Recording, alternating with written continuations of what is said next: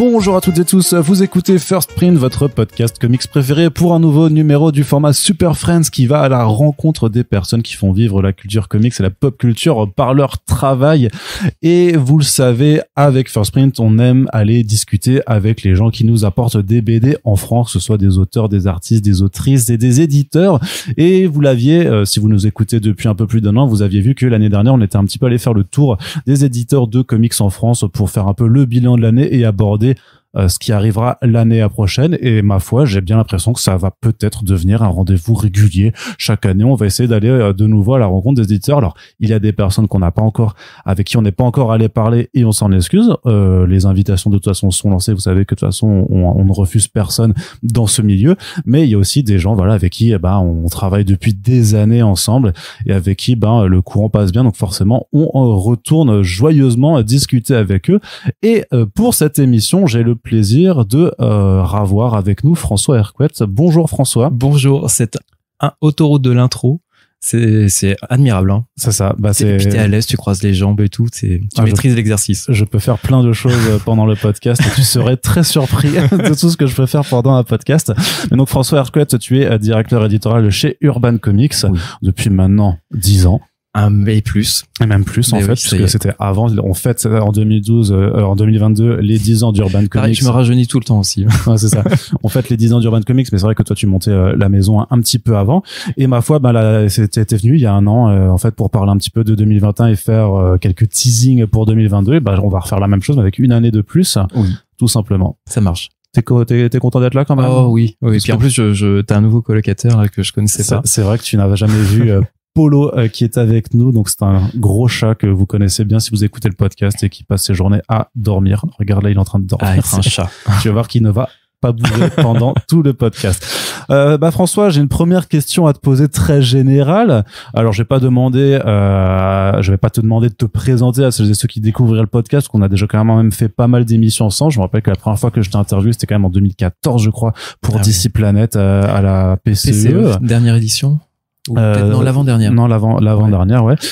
Mais donc, qu'est-ce que tu peux nous dire un petit peu sur le bilan de l'année 2022, grosso modo, qui a quand même été une année un petit peu particulière, je dirais, pas forcément, en plus pour des raisons que vous pouvez contrôler d'un point de vue édition, hein. D'un point de vue papier. Voilà. Qui est un peu le nerf de la guerre en ce moment. Oh, non, c'est vrai que ces conditions-là sont pas forcément les plus idéales pour travailler de manière sereine. C'est là pour le coup, effectivement, ce que tu dis, c'est qu'on ne maîtrise pas tout et ça nous amène parfois aussi à devoir faire des choix qui font pas toujours plaisir. On aimerait faire tous les bouquins qu'on souhaiterait faire et malheureusement maintenant tu as cette contrainte supplémentaire qui est celle de l'approvisionnement en papier, qui conditionne également on va dire la rapidité des réimpressions. Enfin c'est une situation compliquée parce que je dois rester poli, mais voilà, on apprend après à jongler avec ces contraintes-là. C'est toujours cette maxime qu'on essaie d'appliquer, de la contrainte naît la créativité. Mais il y a parfois, on se fait un peu des nœuds au cerveau. Maintenant, voilà, c'est une contrainte qu'on a intégrée avec laquelle on va dérouler 2023 en espérant que ça s'améliore, mais il y a peu de chance. En tout cas, il n'y a pas de signaux qui laissent croire à une détente sur le long terme, parce que ponctuellement on peut trouver un stock de papier et là c'est super, c'est la fête, et puis après c'est beaucoup moins on doit un petit peu se serrer la ceinture à ce niveau-là. Donc effectivement, en gros, cette situation exogène, vraiment qui est complètement externe à tout ce que nous on peut gérer, ça conditionne pas mal de choses. Après niveau événementiel, pour nos 10 ans, ça a été quand même pas mal de communication faite autour de cet anniversaire-là, auprès des professionnels, auprès des lecteurs. C'était la mise en place, et puis alors je vais en parler, mais de la newsletter sur Substack qui arrive quand elle arrive. La fameuse. Voilà, c'est comme dans le jeu vidéo, hein, c'est done when it's done. Et là j'en ferai une pour la Noël, pour justement faire un petit peu le point là-dessus. C'est toujours un exercice qui me plaît. Là, c'est vrai que j'ai moins eu le temps en fait vraiment de m'y atteler. Mais par contre, ce que je ne pense pas, je sais pas si c'est déjà quelque chose que je disais l'année dernière, mais la mise en place de cette newsletter là, m'a permis d'avoir un contact direct avec des lecteurs que je n'avais plus parce que les festivals depuis 2020 ça n'existait quasiment plus, et à part vraiment se balader en librairie puis rencontrer au hasard des visites les lecteurs, c'était très compliqué en fait d'avoir ce retour là, et ça a été alors je vais pas dire un bain de jouvence, mais ça a été une vraie bonne surprise de ce que Internet peut parfois nous offrir. C'est que je me rappelle vraiment la manière dont j'avais terminé ma première newsletter en disant voilà, je laisse les commentaires ouverts, en refaisant bon usage, et puis voilà, si jamais ça dérape, j'aviserai. Et honnêtement, il y a eu forcément des réactions et des pas mal, enfin des critiques, mais c'est aussi l'exercice, mais voilà, les gens n'oubliaient pas d'être bienveillants non plus. Il y avait vraiment cette volonté d'essayer de comprendre la logique derrière en gros des bouquins qui n'arrivaient pas ou des auteurs qui n'étaient pas développés, ce genre de choses. Et avec moi ce message en disant si vous avez une question, posez-la ici parce que je vous réponds en fait. C'était un petit peu le deal de départ. Et après avoir désamorcé certains pas conflits, mais certaines situations un petit peu tendues avec certains commentaires, ça se passe très très bien en fait. En gros, j'ai pas eu de troll. Là-dessus, j'en ai peut-être eu un et ça s'est très vite réglé. Mais c'est en tout cas un exercice qui est ultra intéressant, qui chez moi me permettait aussi de développer en fait en explicitant ce que je faisais. Ça me permettait je pense d'imaginer aussi la suite, et il y a même eu des suggestions que j'ai ensuite intégrées dans mes réflexions édito. Donc c'était là pour le coup c'était un échange qui était ultra qualitatif, et je remercie d'ailleurs, j'en profite, tous ceux qui ont pu poster un commentaire sur la newsletter auquel je réponds encore. C'est que quand il y a des nouveaux commentaires, j'y réponds même s'il n'y a pas de nouvelle newsletter, ça reste quand même un espace d'échange, et c'est vraiment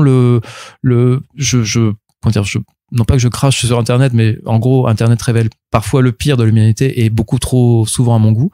Mais il y a dans ces partages, en tout cas de passion, il y a ces espaces-là qui existent, qui sont aussi, je pense, toujours des espaces limités. C'est qu'on là, on n'est pas sur Twitter, on n'est pas sur Facebook non plus, on est dans un espace auquel les gens ont déjà choisi d'adhérer. Et que toi-même t'as défini, en fait. Exactement. Ouais, c'est qu'en gros, les règles sont implicites, mais en gros, si ça se passe mal, elles seront très très vite explicites. Mais en tout cas, il y a quand même cette bienveillance. Je pense que c'est vraiment le mot qui caractériserait le mieux ces échanges-là, et ça oublie pas d'être critique. C'est surtout ça. C'est parce que sinon, voilà, si j'avais que c'est génial, Urban, j'adore ce que vous faites. S'il y avait que ça, je vois pas. Là, je demande à ma mère en fait si je veux avoir ce genre de compliment. Donc voilà, non, je trouve que c'est très pour l'esprit. Enfin, c'est une vraie gymnastique intellectuelle ultra gratifiante. Voilà, d'avoir ce retour en direct. Il y a bien sûr des choses que tu t'autorises pas forcément à dire, ou t'as des choses, même tu sais que, enfin, je sais pas si par exemple au niveau de la direction supérieure, ils peuvent lire et te dire par contre là dans ta newsletter t'as écrit ci, t'as écrit ça, faut pas. Non, parce que je pense que j'ai la confiance de ma direction là-dessus. C'est qu'ils savent à peu près comment je sais gérer en gros ce type d'interaction, d'adapter aussi mon discours, qu'on soit un libraire, qu'on soit un lecteur, qu'on soit un auteur. Il y a comme différents registres à adapter et des niveaux aussi de confidentialité à développer. Mais non, à la limite, toi, je préviens Charlène au niveau du community management en disant voilà, je vais lâcher cette information-là dans telle newsletter, donc sache que voilà, est-ce que c'est ok avec toi, est-ce que ça contrarie pas vos plans de votre côté au niveau des annonces sur le net. Donc à part parfois ces petites mises au point, puis voilà, on essaie de faire au mieux. Non, j'ai pas de là-dessus, je m'auto-censure quand il faut, mais avec vraiment toujours cette promesse de gens qui viennent à me poser une question, de repartir avec une réponse concrète. D'accord. Donc ouais, non, ça a été, alors c'est pas révolutionnaire. Enfin, bonjour François Cotte de découvrir les newsletters et les forums. Ça, j'ai bien pratiqué il y a incroyable dans les années 2000. On n'avait jamais vu ça sur Internet depuis au moins 10 ans. Laissez-moi vous parler d'ICQ. Bref, mais en tout cas, c'est quelque chose de significatif, et surtout pour moi, ça a été un peu un retour vers un dialogue direct en fait avec les lecteurs et les lectrices. Donc ça, c'était quand même assez marquant, même si je comprends que ce soit un peu périphérique. Après, non, il y a eu ce gros travail qui a été fait sur notre catalogue pour les 10 ans, et puis cette mise en avant des genres en comics. Donc ça, c'est des choses dont je parlais déjà l'année dernière, et qui s'est vraiment concrétisé à travers cet objet-là, qui était à destination en premier lieu des libraires, qui était vraiment un outil de formation pour ces libraires. Donc voilà, avec, je vais pas revenir sur le principe, mais on avait du coup, je reviens sur le principe. On avait complètement en train de le refaire. On avait ces onglets avec les différents genres, mais l'idée était vraiment qu'on arrête de réduire vraiment le comics au seul genre des super-héros. Comics, c'est un genre pluriel. Enfin, je vais pas ne me relance pas. Non, arrête avec ces questions sur le catalogue. Je t'en parlerai comme si c'est mon deuxième enfant, puisque c'est mon deuxième enfant, littéralement.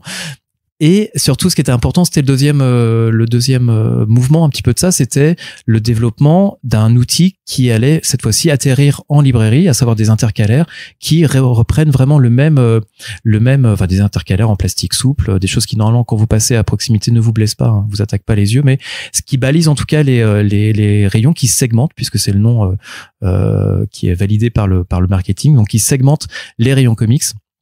Avec évidemment du super-héros, on va dire on a un intercalaire par personnage important de chez DC, mais on a également un intercalaire pour la fantasy, pour l'horreur et le fantastique, pour le thriller et le polar, la science-fiction, pour la science-fiction et l'anticipation, parce que vraiment c'est important aussi d'apporter aussi ces petites nuances, parce que dire que voilà, je sais pas moi, qu'est-ce qu'on avait comme des trucs comme Y le dernier homme. Est-ce qu'on met ça vraiment dans la SF? Bah non, on est plus dans l'anticipation que par rapport à des Thunder. Voilà, c'est des petites, c'est des sous-genres comme ça qui me paraissaient importants. Donc ces genres qui apparaissent aussi désormais sur nos quatrièmes de couverture. Donc voilà, histoire de vraiment aider un petit peu les libraires aussi à développer des rayons. Quand on parle de comics, de montrer déjà, vraiment révéler un petit peu la diversité de tous ces genres. Et ça, voilà, c'est arrivé en septembre. Donc, je sais pas si, voilà, vous avez vu ces intercalaires fleurir un petit peu dans les librairies, en tout cas celles qui participent un petit peu à cette opération-là. Mais l'idée était vraiment de prolonger la logique de mon cher catalogue jusque dans les rayons en fait des libraires. Et puis, donc ça, on était sur les 10 ans toujours. On va faire je pense qu'on va faire une fête en décembre. Donc avec tous nos collaborateurs, toutes les personnes qui ont aidé un petit peu à construire Urban depuis maintenant 10 ans. Donc ça, on a hâte. Et puis que dire d'autre sur les 10 ans? Je crois que c'est à peu près tout. Si, non, un projet qui n'a pas vu le jour, mais que j'enterre pas, c'est un projet de cartes, et je vais m'arrêter là parce que je veux vraiment que ça se fasse et je vais garder l'idée pour moi. Mais si un jour voilà, je tease un projet de cartes, j'en dirai pas plus. Voilà, en tout cas, c'est un autre projet qui me tient à cœur que j'aurais pas le temps de caser en fait avant la fin de l'année. Mais ouais, c'est bien entendu, quand tu parles de cartes, tu sous-entends de cartes à jouer. Tout à fait, bien sûr, des cartes à jouer. On parle d'un jeu de cartes Urban Comics. Alors, mais tu rigoles, mais on a eu dans ces projets et regarde, parce que je suis là et paf, je pose un François Hercouet face cachée, attaque +2. Il fait il vient dans ta librairie et bam, 10 albums. Non, ça, en vrai, il y a un vrai concept à faire là-dessus, quoi, tu vois. Et alors, c'est intéressant parce que du coup cette petite blague j'adore tes blagues sur les je sais que sur les cartes à jouer, c'est parmi toutes les idées qui peuvent foisonner quand on se dit alors c'est nos 10 ans, qu'est-ce qu'on fait, bah il y a eu cette idée de faire un quiz en fait, de faire un quiz vraiment sur le comics en général, sur aussi l'histoire d'Urban, enfin d'essayer d'un petit peu d'avoir, alors toutes les questions existent et on n'est pas allé jusqu'au bout du concept, mais je garde quand même comme cette idée. Parce que moi j'en ai des bonnes. Hein. Je pourrais avoir des questions un petit peu rigolotes. On pourra faire une édition Arnaud Rigolo, oui, bien sûr. Ça, c'est combien d'éditions différentes de La Cour des Hiboux existe-t-il, par exemple? Écoute, je vais la rentrer dans le document Excel. 15 ou 35? Oui, la bonne réponse est 35. Effectivement, vous avez gagné le gros lot. Derrière Watchmen. Derrière Watchmen, quoique Watchmen aussi, ça se bagarre, ça se bagarre pour le nombre d'éditions, mais on peut être taquin là-dessus, mais justement c'est par rapport au fait d'avoir mis cette newsletter et même de montrer en fait, parce que c'était quelque chose qui était reproché à Urban aussi, d'avoir parfois cette distance en fait par rapport au lectorat, que ce soit alors soit parce que à l'instar d'autres éditeurs, t'es pas forcément là à incarner la marque tout le temps, ou parce que les réseaux sociaux, parce que là vous avez recruté une personne en plus cette année, si je me trompe, ou il y a 2 ans déjà. Ouais, voilà. Ouais. Mais parce que sinon, c'est des réseaux sociaux qui se contentaient surtout juste de faire des annonces, mais qui n'étaient pas forcément dans la réponse avec les lecteurs. Et ça, c'est des axes en fait sur lesquels vous tout travaillez. À fait. Après, c'était c'était, je pense, un besoin en fait. Comme je te disais, après ces deux années un peu étranges, 2001-2022. voilà, qui est à nouveau ce contact qui existait par défaut dans les festivals ou quand on se baladait dans les librairies. Et puis c'est vrai que ça s'est un peu appauvri, quoi. Donc voilà, il y avait, je pense, cette nécessité là. Et puis c'était aussi, tu vois, quand on avait parlé déjà à l'époque, on refait vraiment le podcast. C'est un peu le piège de ces podcasts une fois par an, de refaire un petit peu le truc. Mais ouais, je voyais comme Sullivan est plutôt quelqu'un de la vidéo. Moi c'est pas mon truc. Donc voilà, moi c'était plutôt l'écrit ou ce genre de choses. Donc ouais, j'ai réfléchi un petit peu là-dessus. Et c'est vrai que la newsletter m'est apparue comme le meilleur médium. Encore qu'on attend tous ton arrivée sur TikTok l'année prochaine, quoi. Ouais, on peut attendre encore un peu. Ouais, moi j'ai très hâte de voir. Salut les Jones, alors c'est François, et qu'est-ce qu'on a aujourd'hui? Pof, du Batman. Vous connaissez Batman? Attendez, j'arrive, c'est incroyable. Franchement, je suis très très chaud pour que tu fasses ça sur TikTok. Donc j'espère que voilà, de la même façon que certains des commentaires sur les newsletters peuvent te donner des idées. Voilà, j'espère pouvoir te développer.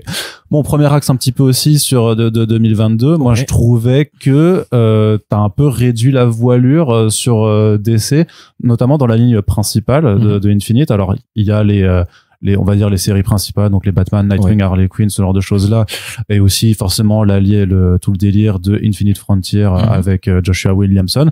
Mais sur les titres un peu plus périphériques, moi j'ai l'impression que tu as été plus restrictif et qu'au contraire, en plus de ça, tu préfères limite privilégier les Black Labels, qui personnellement, en tout cas, et Corentin sera là pour approuver aussi, n'est pas pour nous déplaire, parce que c'est là qu'on... le chat approuve aussi. Ça fait comme il approuve, clairement. Mais est-ce que je vois juste un petit peu que tu fais plus de sélection aussi, parce que par exemple, les Teen Titans Academy, les Suicide Squad et tout ça, on les a pas vus. Il y a même des pans, parfois, de publications qui n'ont jamais été publiés, comme la Justice League de Bendis, ce genre de choses là, tu vois. Mais, et qu'il y a des gens qui... Ah bah oui, ils peuvent apprendre l'anglais.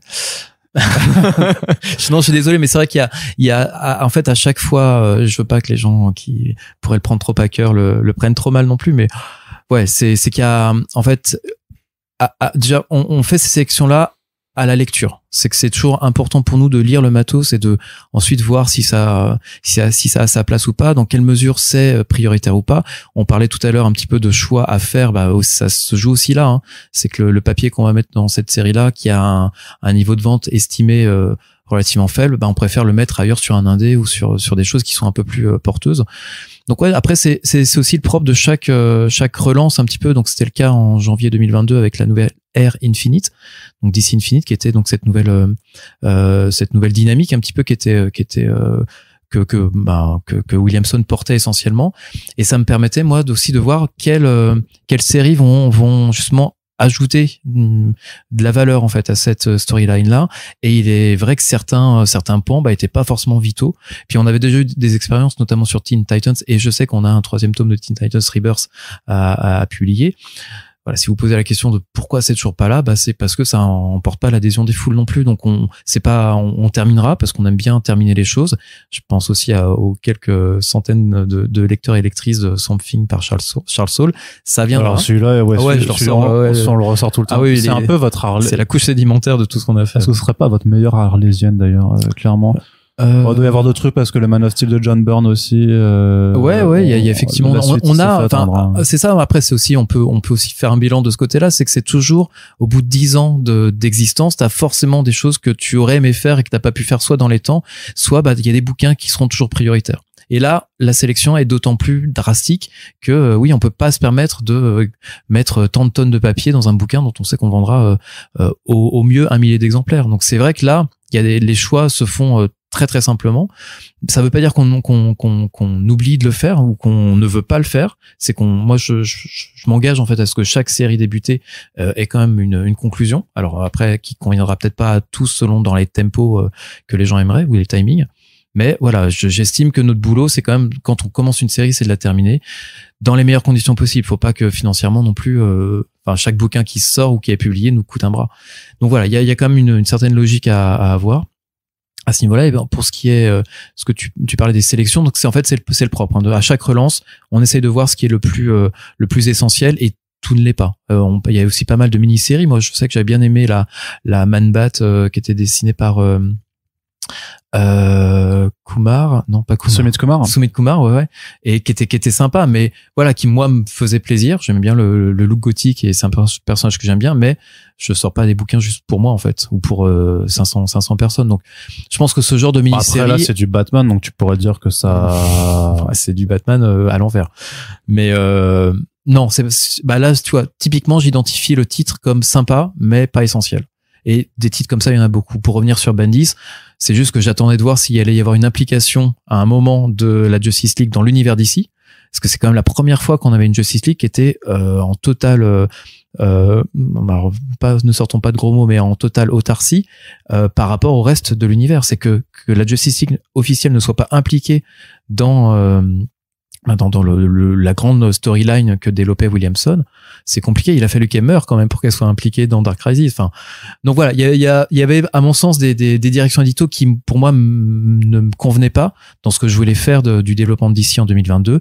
Maintenant, on va être amené à en parler un petit peu après, mais c'est ça, en gros, ça revient un petit peu sur les rails. Donc voilà, la Justice League va être incarnée de manière un peu plus logique et un peu plus centrale en fait dans l'univers de DC. Et justement, quand tu suis un petit peu, même par rapport à la VO, il y a pas des parfois où là, donc à l'heure où on enregistre ce podcast, ouais. Ça tombe très bien qu'on n'ait pas d'ailleurs enregistré plus tôt, puisque DC a annoncé ses plans pour 2023 avec donc son Dawn of DC, ouais. Qui est encore une nouvelle forme d'ère éditoriale. D'ailleurs, de toute façon, c'est un peu ce qu'on voit chez les éditeurs mainstream, c'est que tous les 2 ans, en gros, il faut, alors pas forcément un relaunch, mais essayer de marquer le coup avec une nouvelle ère, une nouvelle bannière. Et ce qu'on disait dans le front page récemment, c'est que ça allait potentiellement te poser des soucis par rapport aux relaunchs qui peuvent arriver, au fait que toi s'il y a des changements d'équipe créative, que tu vas peut-être de nouveau devoir faire des nouveaux tomes. Ouais. C'est d'ailleurs ce que tu fais avec par exemple le Batman de Chip Zdarsky. Tout à fait. Le Batman de Chip Zdarsky, et on aura également cette même logique de ce que je disais aux libraires qu'on a vu récemment, c'est que 2023 on va lancer 2 nouvelles séries Batman. Et j'ai rassuré tout de suite en disant c'est pas 2 séries supplémentaires, mais c'est 2 séries qui vont remplacer les séries qui ont débuté en 2022 et qui s'achèvent après 4 tomes. C'est que Batman Infinite se termine en 4 et Batman Detective Infinite se termine également en 4. Tout début 2023, et on relance du coup l'univers Batman avec des équipes artistiques qui justifient en fait qu'on en fasse des tomes 1. C'est Chip Zdarsky et Rory Jiménez, alors qu'on connaît depuis déjà un petit moment, mais en tout cas la proposition de Zdarsky était suffisamment intéressante et forte pour que ça puisse en fait être un tome 1 accessible à l'ensemble des lecteurs et des lectrices. Donc voilà, en février on a ce focus qui est fait sur ce qui va devenir notre nouvelle série principale de Batman, c'est Batman Dark City. Et puis on aura plus tard dans l'année la même chose sur la série Detective Comics qui est maintenant gérée par Ramvi et Raphaël Albuquerque, et puis bientôt Ivan Rice. Mais pour nous, on en fait également une deuxième série importante, enfin la deuxième série majeure sur Batman, et qu'on appellera Batman Nocturne. Et là, du coup, on va en ajoutant ces sous-titres, ça nous permet déjà de pas faire un Batman Infinite 2, enfin en tout cas essayer de trouver un subterfuge. Non, l'idée pour moi c'était de vraiment caractériser au mieux par ces sous-titres-là les directions en fait créatives que prenaient ces 2 séries-là. Donc on est vraiment dans 2 ambiances complètement différentes, avec une espèce de techno-thriller dans Batman Dark City, où du coup voilà, on se rend compte que Batman est tellement bien préparé qu'il a même conçu un plan, on le savait depuis la Tour de Babel, contre tous ses alliés de la Justice League, mais également contre lui-même. Et donc forcément, c'est un plan qui va lui exploser un peu à la tête, et il va se rendre compte que la ville qu'il pensait être en gros sa meilleure alliée est aussi son pire piège. Donc ça, c'est vraiment le côté Dark City, techno-thriller et compagnie. Et puis on a l'autre pan de l'univers de Batman, qui est un autre pan ultra important pour la mythologie de Batman, c'est tout son univers gothique. Et ça, c'est quelque chose qui est très bien développé par Ramvi, qui est on le sait, fan de musique, et qui est très attaché en fait à l'imagerie gothique romantique de l'univers de Batman, et qui, avec Raphaël Albuquerque, a trouvé le parfait partenaire pour justement avoir une approche beaucoup plus impressionniste en fait de l'univers de Batman. Et là, on va intégrer une nouvelle mythologie à l'univers de Batman, et c'est vraiment complètement autre chose, mais très complémentaire aussi du boulot que peut faire Zdarsky. Donc pour moi, on avait du coup cette volonté de c'est pas du reboot, mais c'est juste d'essayer d'ouvrir et de créer des points d'entrée en fait à pour des nouveaux lecteurs et lectrices, en disant vous avez la série Batman Infinite qui couvre 4 tomes et qui couvre en gros l'année 2022, et maintenant lui succèdent en fait ces 2 nouvelles séries. Ça me semblait compliqué en fait d'intégrer ces nouvelles aventures, en fait, que ce soit celle de Ramvi ou de Chip Zdarsky, de les intégrer dans la continuité des séries existantes, en disant alors ça commence au tome 1, mais James Tynion Force en va au bout de 2 bouquins et demi. Il y a un tome de transition avec Williamson au tome 4, mais le tome 5 il défonce vraiment. Vous pouvez commencer par le tome 5. C'est, en termes de discours commercial, c'est un suicide. Donc voilà, j'ai préféré du coup vraiment faire une rupture nette avec le tome 4 de Infinite, et du coup d'avoir une nouvelle un nouvel élan créatif en fait avec Batman Dark City. Donc ça arrive en février, et le Batman Nocturne lui arrive plus tard dans l'année. D'accord. Mais c'est pas un peu compliqué aussi à la fin de devoir trouver à chaque fois des noms différents pour chacun de ces choses? De la contrainte naît la créativité. Alors pas toujours les bonnes idées, mais on essaie de trouver les meilleures. Et moi, justement, ça m'intéresse. Enfin, c'est justement ce côté de voilà le matériau que DC nous donne. Comment est-ce qu'on va trouver le meilleur moyen? Alors je dis pas que c'est le moyen idéal, mais en tout cas c'est le meilleur moyen avec les idées qu'on a à ce moment-là de le proposer en fait pour les lecteurs. On verra peut-être que je vais me planter complètement et que ça ne fonctionnera pas, mais ça me semblait en tout cas de caractériser à ce point-là des séries Batman, je trouve que c'est aussi un comment dire, pas un hommage, mais c'est à mon sens le meilleur moyen de valoriser en fait la voix, la couleur différente que ces auteurs-là vont apporter sur un personnage qui est aussi balisé que Batman. Et c'est-à-dire qu'on a vu quand même aussi beaucoup de titres autour du Chevalier Noir se multiplier, que ce soit en termes de séries régulières ou de... Alors pas du tout. Non, en VO surtout, parce que justement chez toi ils n'arrivent pas tous, mais quand tu vois le I Am Batman de John Ridley, oui. Batman Fortress, c'est vrai, de Derek Robertson. Ouais.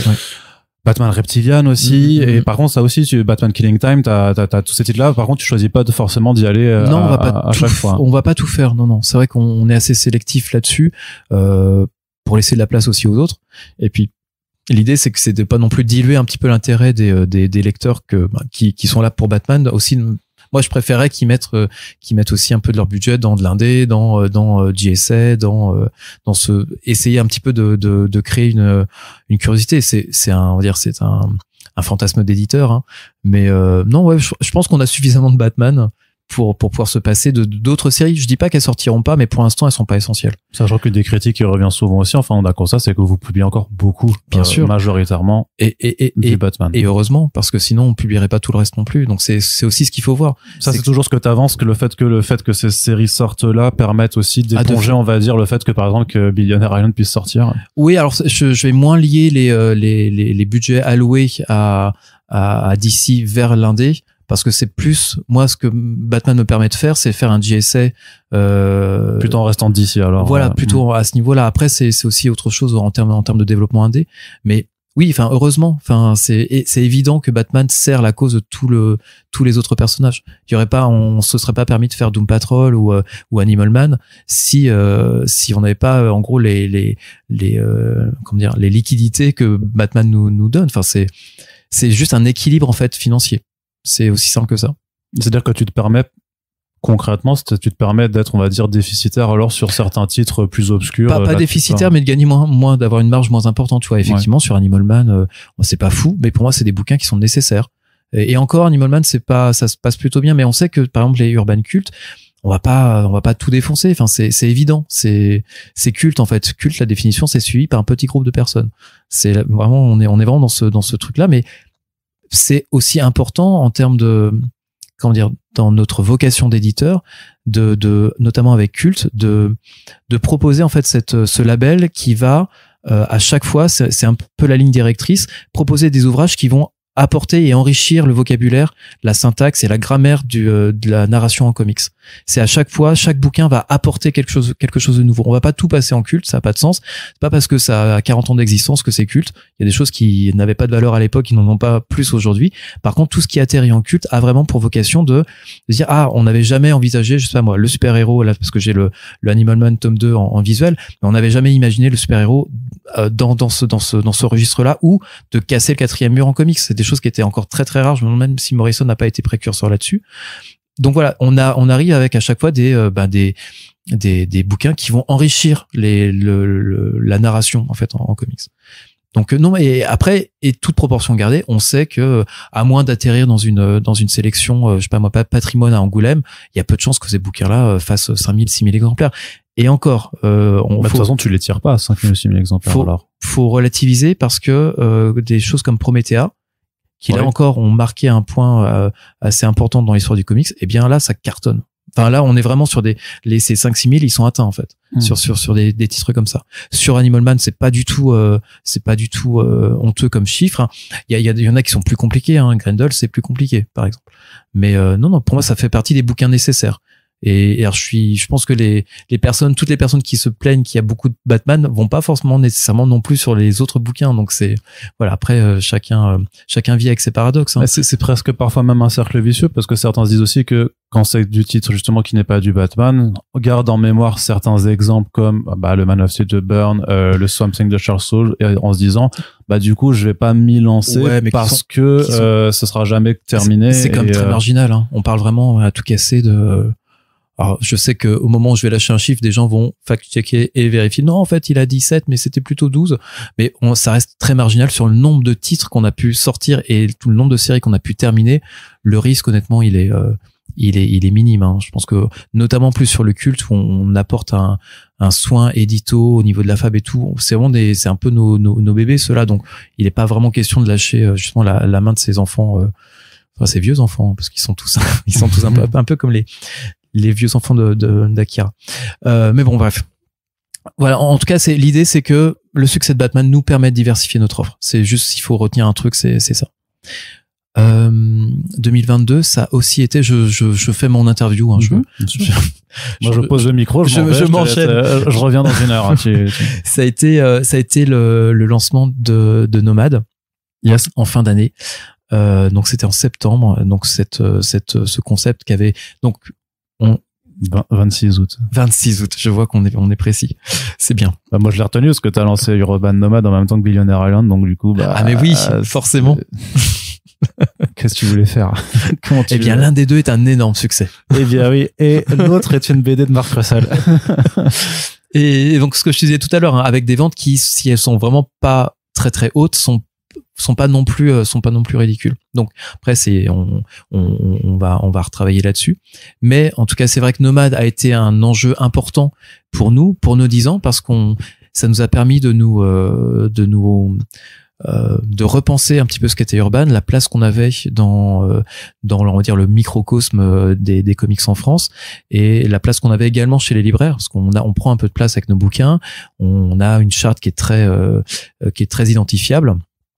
Et ça nous a nous-mêmes fait très plaisir de casser un petit peu tout ça. C'est des choses qu'on a déjà mises en place, hein, et qu'on a déjà fait évoluer un peu nos chartes à travers différents labels. Je parlais de Culte qui a vraiment commencé aussi c'était Marshall Law, notre premier, donc on s'est mis à réfléchir un peu le bouquin autrement, et puis ça devait être je crois que c'était en 2020, et puis à la sortie du Covid, ça a été la collection Urban en grand format, qui était encore une fois une évolution un petit peu et aussi cette volonté de changer un petit peu, de faire évoluer nos différents bouquins là et leur charte. Et puis Nomad, c'est un petit peu on a un peu renversé la table, c'est qu'on était connu pour faire des gros bouquins peu maniables, cartonnés, lourds, et du coup se retrouver à faire du souple en petit format dans une charte complètement autre.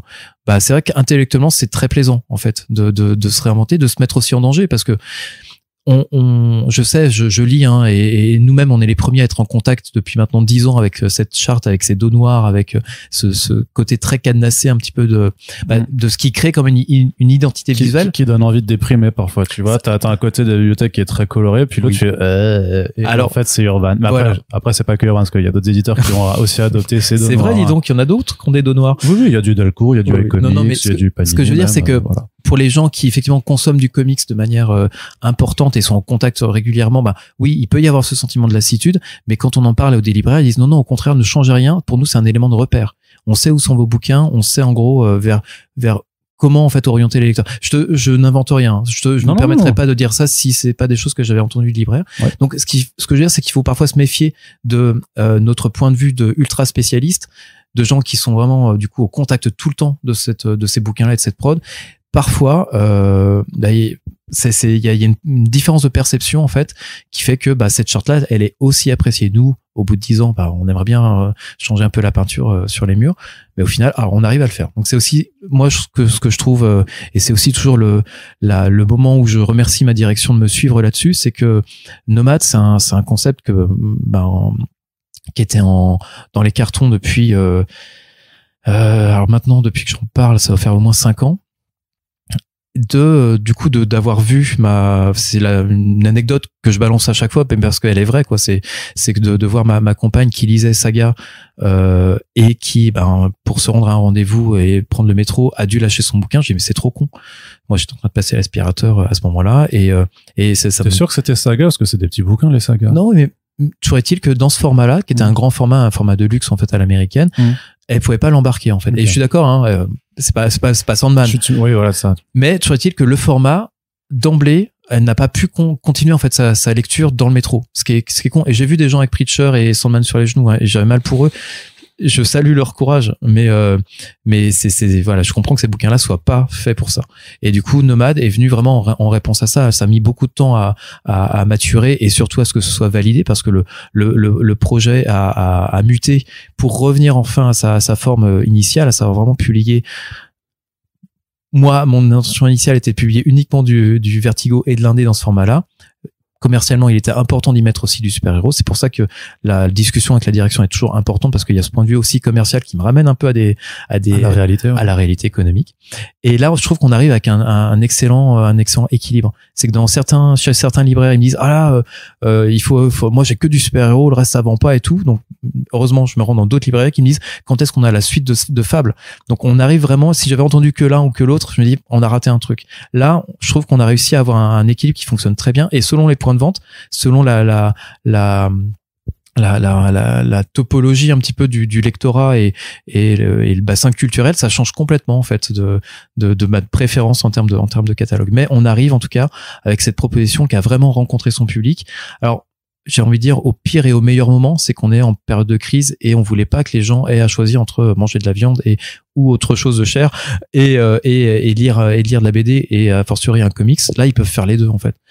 Donc voilà, on a tout entendu sur oui, ils veulent faire du manga, machin truc et tout.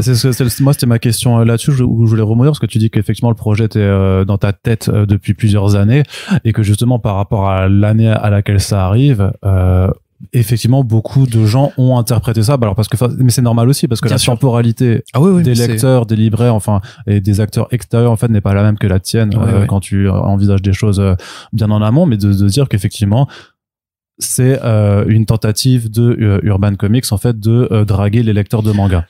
Si c'est interprété comme ça, pourquoi pas en fait, c'est surtout qu'on t'a vu dans des librairies de manga avec des urban nomades en train de faire les lecteurs de manga. On m'a vu, il y a des images en petite tenue affriolante et tout, c'était voilà quoi. Clairement. J'ai dû faire rentrer beaucoup de monde. Non mais oui, après si c'est interprété comme ça, soit c'est pas la réalité, mais ça pose pas non plus de problème en fait. Il y aurait peut-être derrière une critique d'opportunisme, mais bon, on est quand même là pour vendre des livres et surtout, à mon sens, faire connaître des auteurs. C'était aussi le but. Je me souviens encore d'une collection budget c'était pas Urban Budget ou Urban Low Cost. Enfin, j'avais du coup envoyé ça à Paul en disant on va tabler ça que sur des auteurs.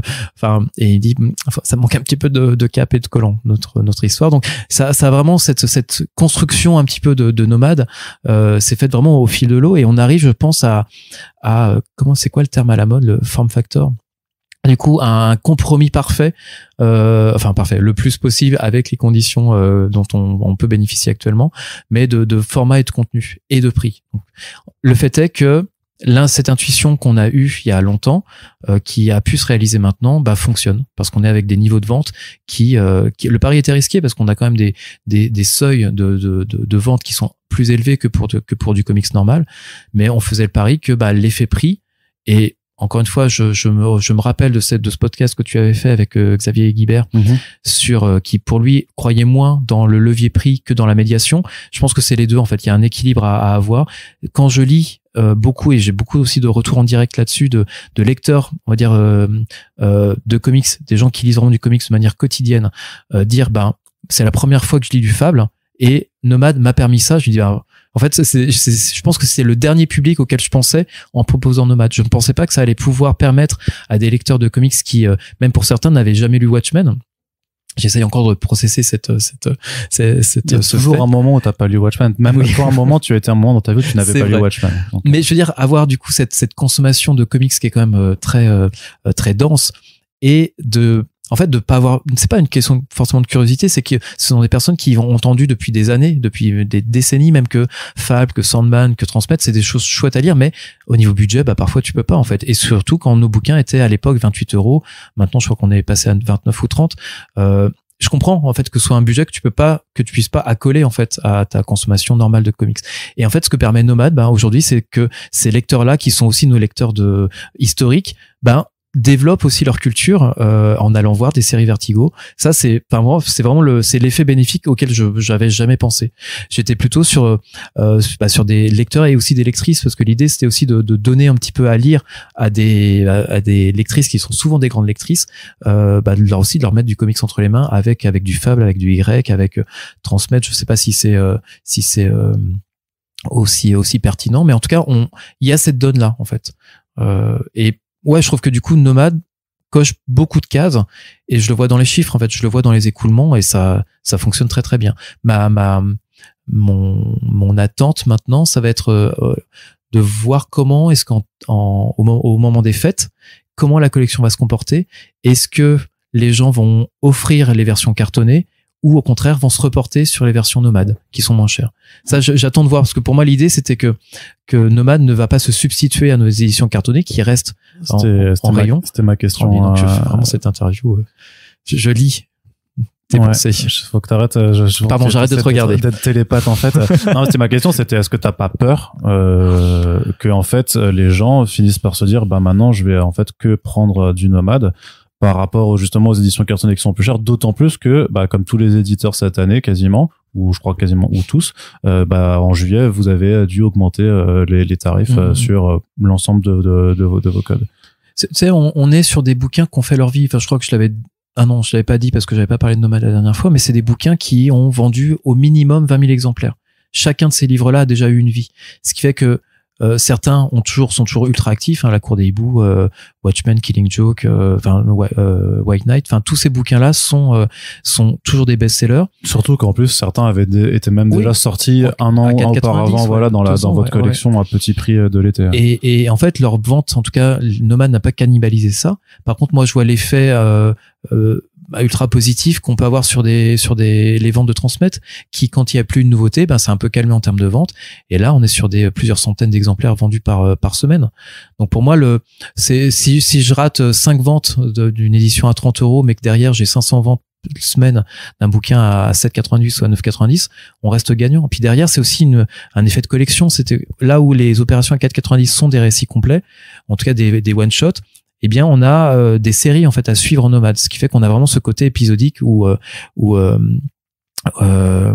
coup de séries à suivre tout simplement. C'est aussi ce que je voulais instiller, vraiment d'avoir cette soif en fait de connaître la suite. Et voilà. Et si un jour il y a un transfert vers les éditions cartonnées, tant mieux. Si du coup les gens ont découvert les comics par Nomad, c'est super en fait. On parlait on en parlait. Non, on n'en parlait pas, mais c'est un sujet qui a été récurrent, la disparition du kiosque. Pour moi, Nomad est aussi un petit peu une réponse à ça. C'est qu'on est moins sur un côté feuilletonesque à la Strange ou à ces magazines anthologiques là.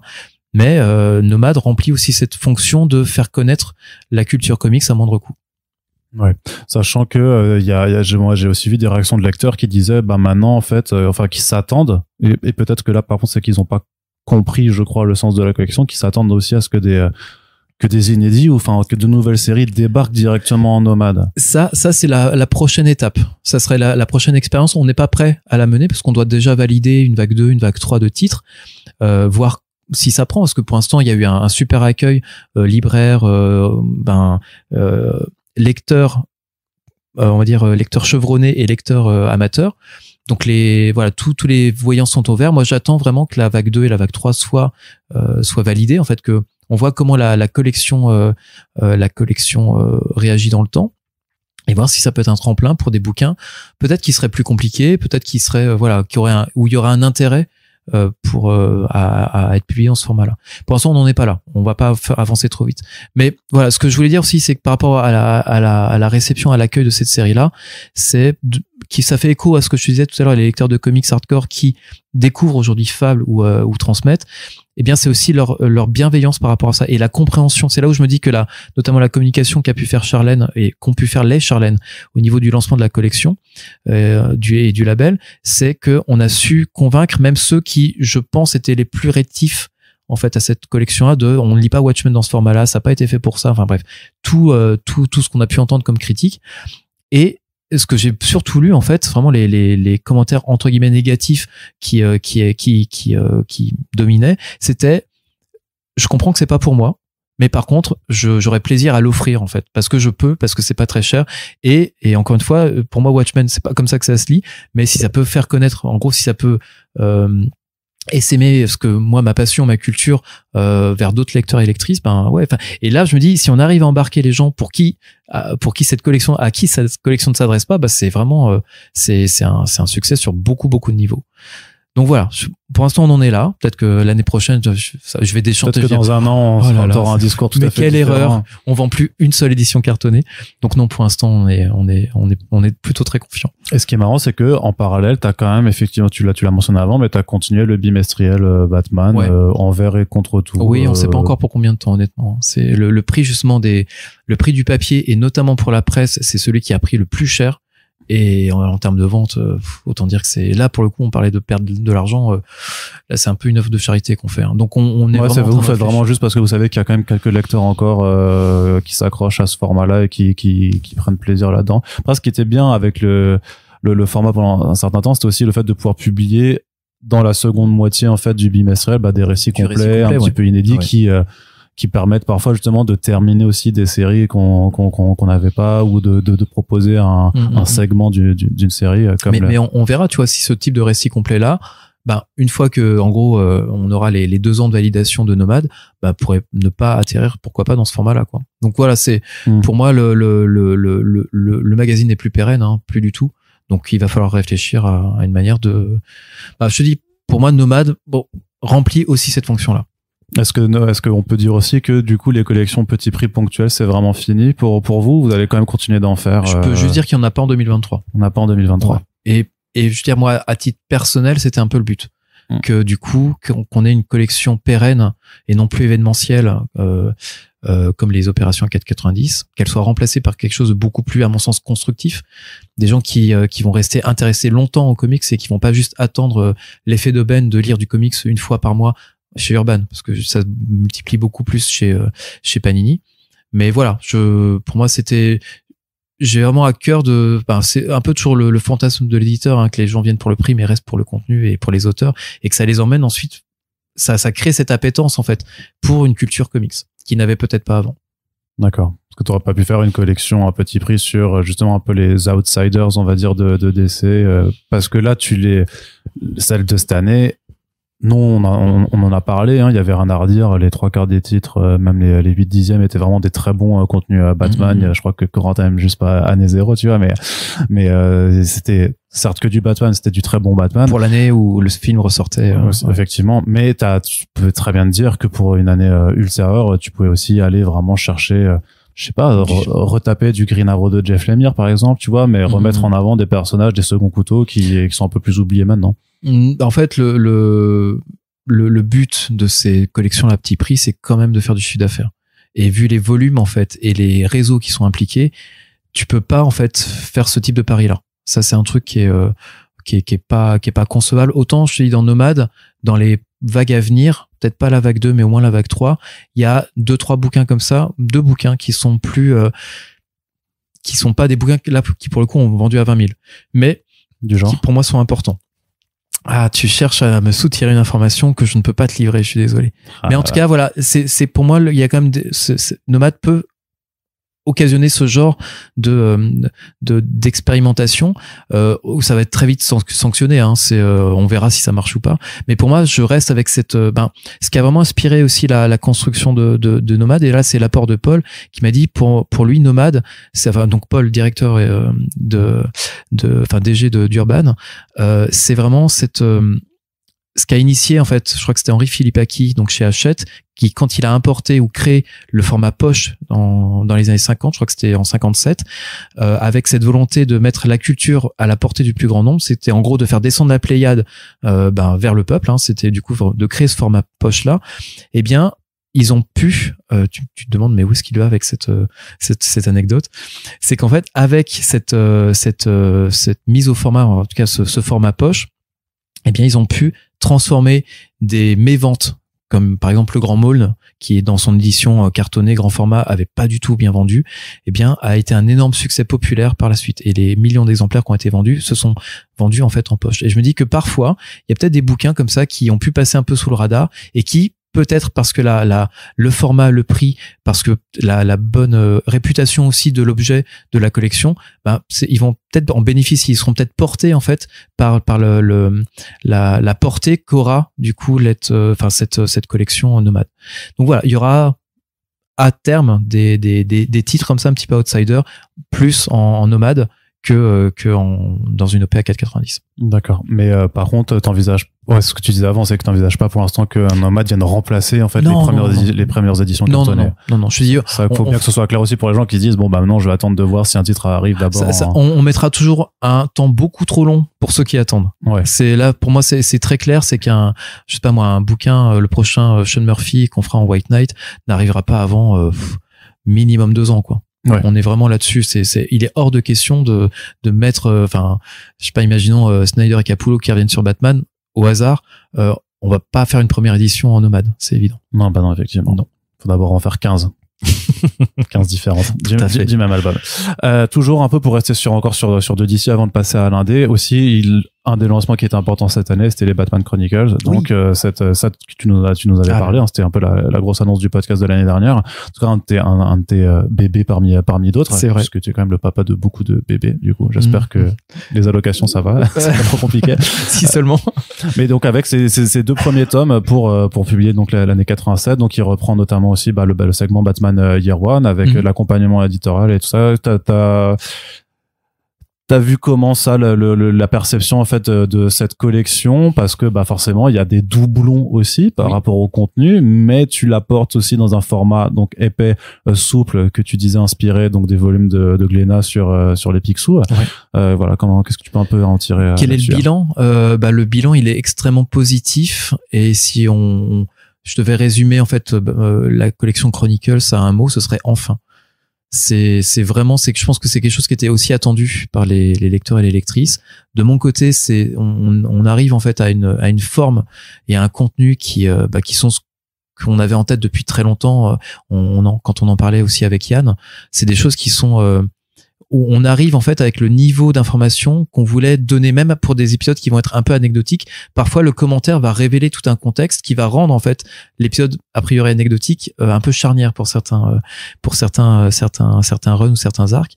Ça, c'est passionnant, et puis surtout d'avoir le point de vue à partir du tome 2, parce que c'est quelque chose qu'on n'a pas pu mettre en place dès le tome 1, mais dès le tome 2 du Batman Chronicles, avoir l'apport de Bob Greenberger, qui est un ancien éditeur de chez DC, qui a été l'éditeur de Grant Morrison sur Doom Patrol, qui a été l'éditeur de la Suicide Squad avec Ostrander, quelqu'un qui était dans les murs en fait au moment où tout ce contenu-là était publié. Ça, c'est parce que j'ai eu aussi l'occasion de dire plusieurs fois et dans plein de micros, c'est qu'à chaque fois qu'on reçoit les textes de Bob, c'est Noël. C'est vraiment Noël. C'est qu'on nous livre en fait des informations dont on n'avait jamais eu connaissance. Il a aussi l'intelligence, je trouve, et la bonne idée de synthétiser aussi beaucoup de tout ce qu'on a pu aussi apprendre dans des interviews, notamment Comics Alliance, qui était un excellent site, notamment d'investigation, en tout cas de contenu, de fond, merci, et d'articles longs sur le comics. Eh bien, c'est aussi pas mal de ces sources aussi d'actualisation, parce que ça permet de porter en fait quand on n'a pas une intro de Denis O'Neill, quand on n'a pas une intro ou un commentaire d'un auteur de l'époque, et bien souvent on se rend compte que rétrospectivement on trouve ces informations là notamment dans les interviews de Comics Alliance. Donc on a vraiment cette complémentarité de son point de vue, et il parle aussi d'un point de vue aussi personnel en disant là en gros quand j'ai ramené je sais plus à quelle occasion, c'était notamment dans Batman Chronicles 1988 volume 1, quand on a inclus le Suicide Squad numéro 10, donc, série qu'il publiait, et il nous fait un article sur la manière dont Batman était un peu promené de série en série, sous le contrôle de Denny O'Neil, qui voulait pas non plus le dilapider un petit peu l'importance du personnage, mais voilà, ça permettait de mettre parfois en avant les rapports de force des personnages dans les différentes séries. Donc c'est comme ça qu'on a cette confrontation historique entre Amanda Waller et Batman, qui est depuis resté iconique, avec ce doigt tendu de Amanda Waller qui va faire en gros, Batman s'il pouvait rentrer dans le mur à ce moment-là, il le ferait. Donc voilà, on est à chaque fois sur des moments un petit peu clés et un petit peu pivots de l'histoire du personnage, et on peut aussi se permettre d'aller voir dans d'autres séries. Et la grande question, ça a été un moment et c'est pas moi qui l'ai résolu, c'est vraiment en discutant et avec Bob et avec l'équipe, notamment avec Yann, en disant voilà, quand on est sur des gros crossovers comme Invasion, comme Millennium, comme des trucs comme ça, est-ce que on met les épisodes? Moi au début je voulais pas, parce que c'était vraiment du coup des épisodes très hors contexte, mais Bob m'a dit alors tu me poses la question à moi, je suis en gros la pire personne à qui tu pouvais demander, parce que moi je suis un complétiste, moi je veux tout. Quand tu me dis que je vais avoir Detective Comics en entier dans un bouquin, je veux tout en fait. Donc Yann avait le même sentiment, donc voilà, au final, on intègre ces épisodes-là, mais en leur donnant énormément de contexte derrière, en essayant de pas spolier non plus complètement la storyline de ces events-là. Mais voilà, ça vient aussi donner, et rétrospectivement, je pense que j'avais tort de pas vouloir intégrer ces épisodes-là. Je voulais garder aussi une pagination qui soit la plus serrée possible, mais je pense que cette exhaustivité-là est nécessaire pour aussi représenter une époque, avoir une espèce de couleur ou de zeitgeist, vraiment l'esprit du temps de ce moment-là. Et non, c'est super, on vient de boucler d'envoyer chez l'imprimeur le 88 volume 1, qui a pris plus de temps que prévu. Mais j'étais trop content de récupérer du coup des courriers des lecteurs qui montraient, là on est au moment où spoiler, Jason Todd va y passer, donc le deuxième Robin va mourir sous la barre, non c'est pas la barre mine, c'est la crowbar, c'est zut, comment ça s'appelle, ouais, le pied de biche, à coup de pied de biche par le Joker. Et c'était intéressant de voir l'attachement des lecteurs à l'époque. On se dit oui, ils ont tous voulu tuer Robin. Bah non, en fait. Non, ça s'est joué à très peu de choses. C'est quelque chose qu'on relate à travers du coup les différents courriers, et surtout, enfin les différentes analyses des éditeurs à l'époque. Mais ce qui est intéressant, c'est de voir la perception du personnage par les lecteurs de l'époque, où certains trouvent qu'il y a un vent de fraîcheur, que c'est bien d'avoir en plus rebooté légèrement le personnage, parce que avant Crisis, il était pas complètement comme ça. Là, ils en ont vraiment fait un personnage qui était complémentaire et qui était pas juste un copier-coller du premier Robin. Et surtout, en fait, c'était intéressant de mettre sur la même page des choses plutôt positives sur le personnage, et puis petit à petit, dans les courriers suivants, ça se délite jusqu'à un dernier courrier que j'avais trouvé en disant s'il vous plaît, tuez-le. Voilà. Donc on a vraiment cette vision assez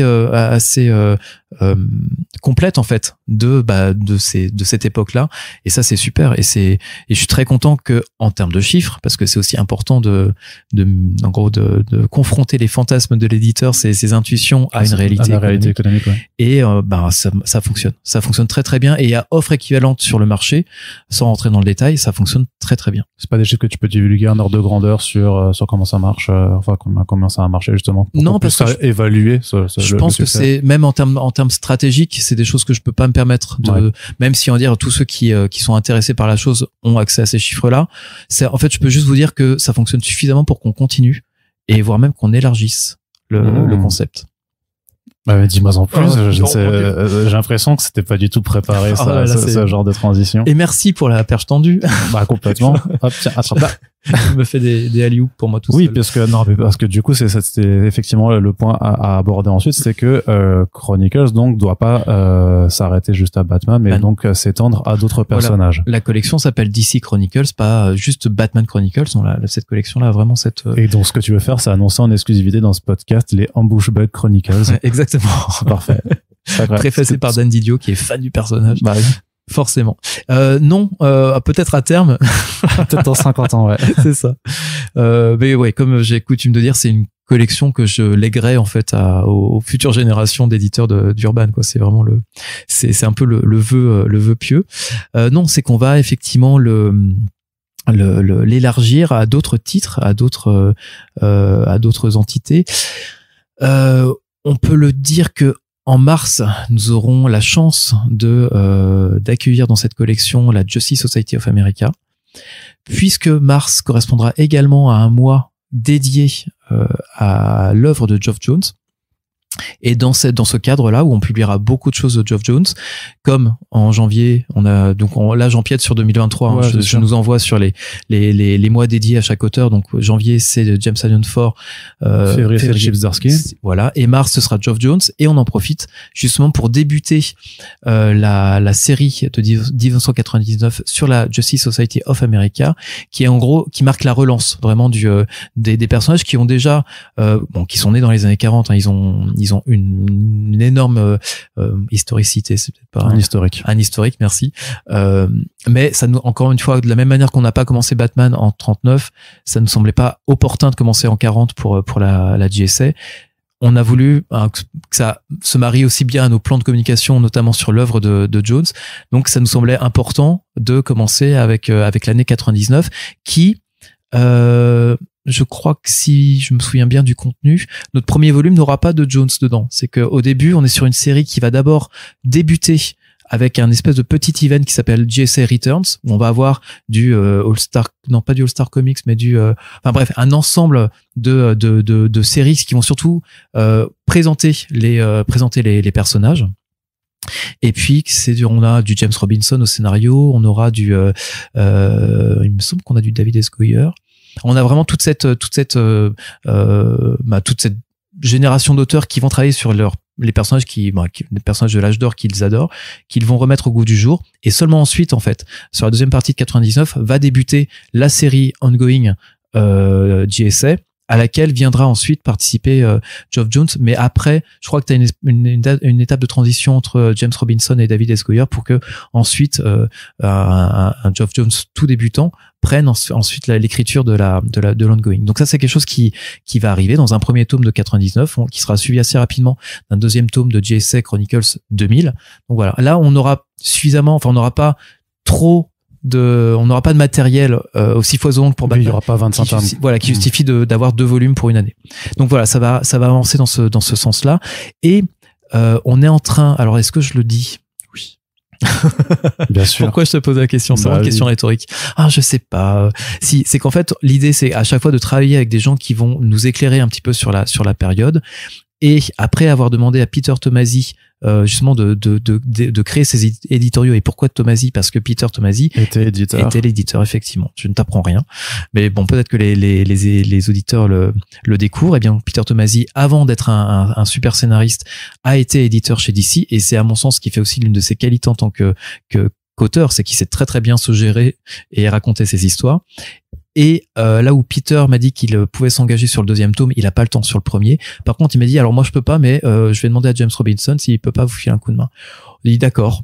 Et là, on est en train de parler avec James, donc j'espère que ça se fera. J'espère que c'est pas une annonce en carton en disant désolé, finalement c'est nous qui avons dû faire les textes que James a pas pu faire. Mais pour l'instant là, tout roule, les voyants sont ouverts, mais c'est super là pour le coup de faire des choses qu'on n'avait pas jusqu'ici pu mettre en place avec DC, de vraiment avoir des auteurs qui viennent commenter en fait les séries sur lesquelles ils travaillaient à l'époque. Parce que ça c'est inédit par rapport à ce qui est fait en VO.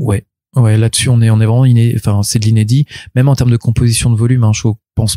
Il y a les omnibus. Il y a peut-être les omnibus Archive, de JSA par Geoff Jones qui reprennent ce contenu-là. Mais en tout cas voilà. Après c'est un omnibus quoi. C'est un omnibus. C'est assez énorme. Il y a d'autres Chronicles que tu veux annoncer pour l'instant, ou c'est encore trop tôt? Pose-moi la question à la fin. À la fin du podcast. Très bien. Attends, comment ça? Je fais du foreshadowing. D'accord, ça marche. Autre chose, justement, enfin ça m'intéresse aussi parce que j'avais pas prévu de te poser la question, mais parce qu'on voit que l'omnibus justement en France, c'est un format qui se développe beaucoup à la concurrence. Oui. Et toi, c'est pas du tout quelque chose qui t'intéresse alors, parce que on voit même dans une forme d'analyse du marché un petit peu que justement ça commence à se segmenter de plus en plus en fait vers soit justement Urban Nomad, les collections petit prix, les machins, des comics pas chers, ou alors vers des comics beaucoup plus chers. Donc t'as d'un côté soit des éditions qui sont plus travaillées sur la fab et tout ça, et pour lesquelles les lecteurs acceptent de mettre du coup un prix plus important, ou alors littéralement de l'autre côté du spectre de la librairie, c'est l'omnibus qui débarque avec ses 1200 pages à 90 € dans ta gueule. Et ça, c'est pas un format que tu veux forcément faire parce que des omnibus chez DC, il y en a. Oui, c'est vrai. Alors, plein d'éléments de réponse à te donner, et si ça peut répondre à certains questionnements des auditeurs et auditrices, c'est que moi, à titre personnel, l'omnibus, non. Enfin voilà, c'est pas du tout dans ma consommation. Je comprends pas physiquement comment tenir le livre, à part le poser sur une table. Et à partir de là, pour moi, c'est terminé. C'est que là, et j'ai beau jeu de dire ça, moi, avec mes bouquins, mes Sandman à 500 pages, mais ça reste quand même consultable, en fait, même au pieu, quoi. Mais pour moi, non, on est dans un objet qui ne cadre pas du tout avec la manière dont j'envisage l'édition, ne serait-ce que par le prix. Alors, il y a le côté pratique. Après, il y a le côté rapport de quantité-prix qui, là, par contre, est très avantageux, on va dire. Ouais, ben pour moi, ça reste quand même en fait une somme qui est. J'ai pas envie d'avoir des propos trop blessants mais je trouve que spécialement dans cette période-là, ce prix avec les conditions de fabrication. Dans aussi une production qui est délocalisée, on parle pas forcément, là c'est même parfois pas produit en France parce qu'on n'a pas forcément les machines pour relier dans ces formats-là et dans ces quantités-là les bouquins. Pour moi, en tout cas, non, c'est contraire à tout ce que je veux faire en fait en édition, pour faire simple. Et puis quand on y regarde de près, les omnibus, on les a déjà fait. Quand on fait une autre édition de Watchmen, on est dans cette logique-là. Il y a des bouquins aussi qui étaient des je sais plus sur quel tu vois, quand on fait nos bouquins de 600 pages où on met vraiment tout le contenu. Alors certes, c'est pas du grand format, c'est pas dans ce format-là, mais le contenu en fait, on colle assez bien à ce qui se fait déjà en omnibus. Donc pour moi, la valeur ajoutée, elle est pas en termes éditorial, elle est pas là. En termes de philosophie éditoriale, je trouve qu'à proposer un bouquin au-delà, on va dire, de 40 €, et on le fait de temps en temps, j'ai Limited en tête, qui reste une expérience, mais pour moi, ça cadre pas vraiment avec l'idée de mettre les comics dans le plus de mains possible. C'est en fait faire plaisir à une minorité. Pour les lecteurs de Marvel, non, ils sont quand même relativement nombreux, en tout cas pour soutenir cette offre-là. C'est peut-être une logique qui pourrait pas s'appliquer en fait à DC parce qu'il n'y a pas le même background l'implantation. Tout simplement, c'est que là où je voyais, je sais plus j'ai vu dans les annonces de Panini un espèce de proto, pas proto, mais plutôt simili Conan. Je me souviens plus de ce héros-là, mais qui va bénéficier d'un omnibus, mais chez nous, ce serait impossible. Ah oui, je vois quel tu parles. Il a un look de Turok, mais c'est pas lui. Oui, j'ai un trou de mémoire, mais je vois très bien. Mais tu vas faire la même chose sur un Hawkman. Non. Non, vu que le personnage n'a pas de... Exactement, n'a pas de racine, en fait, en France. Donc, je pense qu'on est quand même sur déjà un boulot qu'on a quasiment déjà fait. Alors, certes, sous une autre forme, ça s'appelle pas Omnibus, mais en gros, le contenu était là. Un prix qui, pour moi, ne cadre pas du tout avec, parce on développe notamment avec Nomade, et le côté, on essaye de rester le plus accessible possible dans nos prix, dans ce temps de crise. Voilà, je ne me fais pas l'idée de proposer des bouquins aussi onéreux au moment où on doit tous choisir un petit peu nos postes de dépenses, notamment en ce qui concerne les passions. Et puis voilà, alors après j'ai commencé par ça, mais s'il y a un dernier point personnel là pour le coup, c'est que moi c'est vrai que c'est un mode de consommation que je ne comprends pas, en fait, tout simplement. Et je pense que je suis déconnecté d'une certaine partie du lectorat qui me dit, moi, je veux un omnibus Green Arrow, je veux, de Mike Grell et tout ça. Et j'entends bien. Et je pense moi, en tout cas, en termes même de balance commerciale, ce que Marvel peut faire avec ses personnages, d'ici, je ne pense pas qu'on en soit capable. D'accord, très bien. Mais justement, tu parlais de ça, c'est que tu continues quand même les Urban Limited. Alors que eux, c'est quand même des bouquins en plus que tu as déjà édités. Il y en aura, tout ce que je peux dire, c'est qu'il y en aura en 2022. Voilà. Ouais. C'est pas un truc que tu veux forcément pour l'instant, j'ai pas de plan sur 2023. T'as pas de plan sur 2023. Mais est-ce que tu continues quand t'as quand même voulu continuer à les faire même cette année? Alors peut-être parce que c'était déjà trop tard pour les arrêter en fait quand tout nous est tombé dessus. C'était des choses le papier était commandé. C'est des bouquins qui sont vraiment faits en amont par rapport à ça. Et puis non, je te dis, moi ça rentre pas tout à fait dans mon logiciel en fait d'édition. Voilà, il y a un moment où, et je comprends qu'il y aura toujours une clientèle ou des lecteurs qui seront prêts en fait à mettre ce prix-là. J'ai du mal moi et je comprends aussi que je pense que Panini et Urban ont des logiques commerciales très différentes. Je pense on fait pas tout à fait le même, on n'a pas du tout la même ligne édito, ça je pense que c'est assez évident, mais on n'a pas non plus la même philosophie de ce qu'est le marché de l'édition en France. Et après, je sais qu'en termes de chiffre d'affaires, ils explosent tout, ça fonctionne bien, mais voilà, moi c'est pas du tout comme ça que j'envisage. Et si ça se trouve, je suis dans le faux et je devrais faire du commercial pur et dur. Mais voilà, moi c'est pas pour ça en fait que j'ai signé chez Urban. Très bien. On passe un petit peu du côté juste des adaptations. Parce que t'avais sorti des albums Batman avec The Batman. Oui. T'as quand même fait un petit peu aussi des sorties. Bon, t'as eu une sortie pour Crypto et les Super Animaux. Qui était la sortie à faire puisque ça fonctionne très bien. Ouais, très bien. Et pour Black Adam aussi, t'as pu accompagner un peu. Est-ce que le constat est toujours le même sur le fait que les films attirent pas forcément beaucoup de lecteurs, alors que à l'inverse, ce qu'on s'est dit depuis des semaines et que j'ai toujours pas pu rédiger dessus, c'est que The Sandman par contre a eu un effet bénéfique. Donc les films toujours pas, mais les séries alors toujours plus. Black Adam a quand même bien, enfin les ventes La colère de Black Adam sont bien dynamisées par le film quand même. Ouais. Je pense que la personnalité magnétique de Dwayne Johnson a fait que. Pour donc Crypto, ça fonctionne vraiment très bien en kids. Enfin c'est vraiment, je pense que c'était le bon. Là pour le coup, on peut dire le bon produit parce que c'est vraiment ça a été fait pour. Pour Batman, c'est on avait on pensait que ça allait mieux vendre que ça. Après, le titre de l'année, ça a été vraiment le Batman Imposter. Ouais. Qui, dans son visuel, dans sa narration, dans le a fait que c'était le bouquin qui allait accompagner le film. Ça, c'est une évidence. Je pense que beaucoup de personnes ont découvert Batman Ego et peut-être, on l'espère, Darwin Cook, à travers les titres qu'on a pu faire, que ce soit en Batman ou en Catwoman. Encore une fois, c'est pas les titres qu'on avait pu connaître sur le Batman Nightfall qu'on avait sorti au moment de du dernier film de Nolan. Ça a plus rien à voir à ce niveau-là, mais ça a quand même bien dynamisé les ventes, ça c'est sûr. Mais effectivement, en comparaison avec l'effet de levier qu'on a eu sur Sandman, c'est la première fois hors Fortnite. Et c'est pas une série télé, c'est encore autre chose, mais on voit un effet en fait d'un médium autre que du comics sur la série. Là, il y a eu on a été alors à notre grande surprise et à notre grand regret, on a été en rupture assez rapidement, là où pourtant on se disait c'est bon, on est bien stocké donc ça devrait pas poser de problème. Bah non, en fait ça a vraiment dépassé toutes nos espérances. Donc ça il y a une vraie appétence pour l'univers de Sandman tel qu'on a pu le voir sur petit écran. Pour sur la série historique et aussi sur les nouveautés que je m'étais bien gardé de publier à un moment parce qu'on avait je crois 2 ans de décalage entre l'apparition US et l'apparition française, mais non on a ça se reporte aussi. Sandman the Dreaming en 2 tomes, le Waking Hours, le Death qu'on avait publié à l'hiver dernier. Et là, on espère avoir aussi ce même accueil pour le Sandman Nightmare Country de James Tynion IV. Ouais, Sandman devient une licence en fait importante et ça c'est plus de l'indé quoi. Mais ça a jamais été de l'indé, c'est du Vertigo. Vertigo c'est un peu indé quand même. C'est ce qu'il y a de plus indé chez DC, mais dans la mesure où t'as toujours considéré qu'un truc comme Preacher était indé quand même. Non, dans la conception de l'indé, non, c'est pas de l'indé, c'est Vertigo, les droits d'exploitation audiovisuelle entre autres de dérivés appartiennent à Warner. Donc c'est pas Image, c'est de l'indé. Là, pour le coup, Dark Horse, est-ce que c'est de l'indé? Maintenant, je sais plus.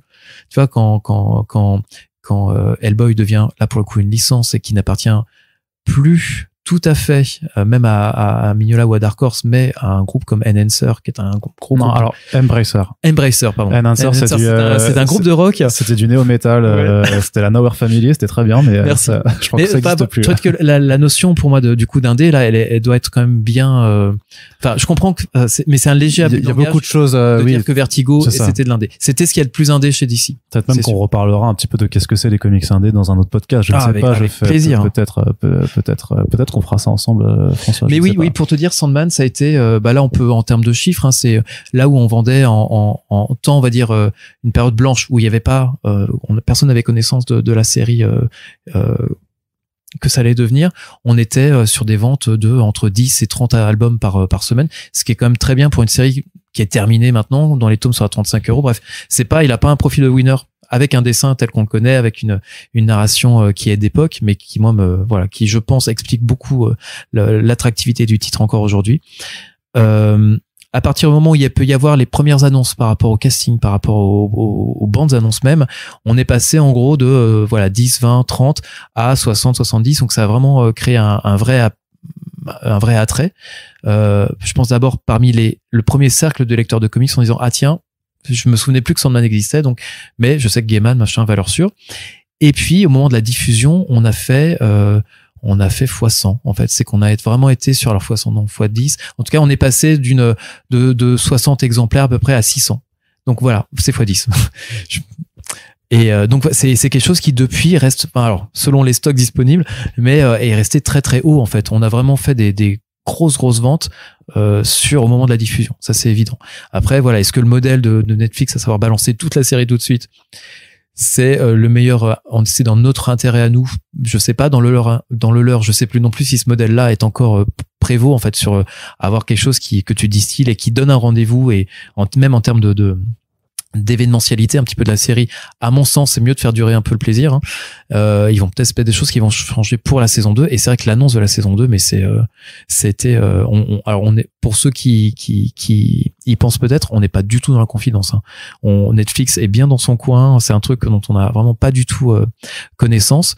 Je crois que la série a été validée peut-être, enfin on a su que la série se faisait peut-être un mois ou quelques semaines avant ça, mais c'est un mois et demi, c'était annoncé 1 mois et demi ou 2 mois après la fin de la diffusion. De la diffusion, quoi. Ouais, mais c'était voilà, on n'est pas du tout dans en tout cas dans ce niveau de confidentialité là. Donc on est juste très heureux que cet univers là va avoir au moins une seconde saison. J'espère que ça va pas hypothéquer non plus une troisième. Enfin, je suis déjà content que la deuxième puisse exister avec le budget que j'imagine un peu pharaonique. Mais non, c'est super. Moi, en plus, c'est une série que j'ai regardé sur le long cours, j'ai pas pu l'enchaîner. Je l'ai terminé, je crois, il y a 3 semaines. Mais ouais, super. Avec plein de choses que je pourrais critiquer parce que j'aime et je connais la série et qu'il y a des choses que je voyais pas ça comme ça. Mais aussi en me disant, c'est une adaptation, en fait.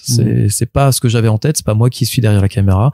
C'est pas ce que Gaiman voulait. Enfin, bref, on est pas, moi, je suis pas du tout là-dessus dans revanchard, où je suis déjà bien content que ça existe. Enfin, si à 30 ans on m'avait dit il y aura une série Sandman, j'aurais jamais cru personne. Mais pareil sur une série Doom Patrol, qui est là renouvelée pour une 4e saison.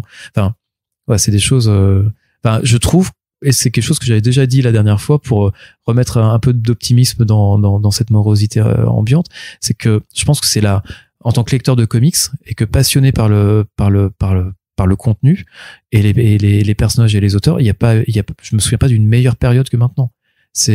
Faut faire son tri. Donc on est là, nous, en tant qu'éditeur, pour justement essayer de déblayer un peu et d'offrir un truc le plus digeste possible, le plus intéressant possible.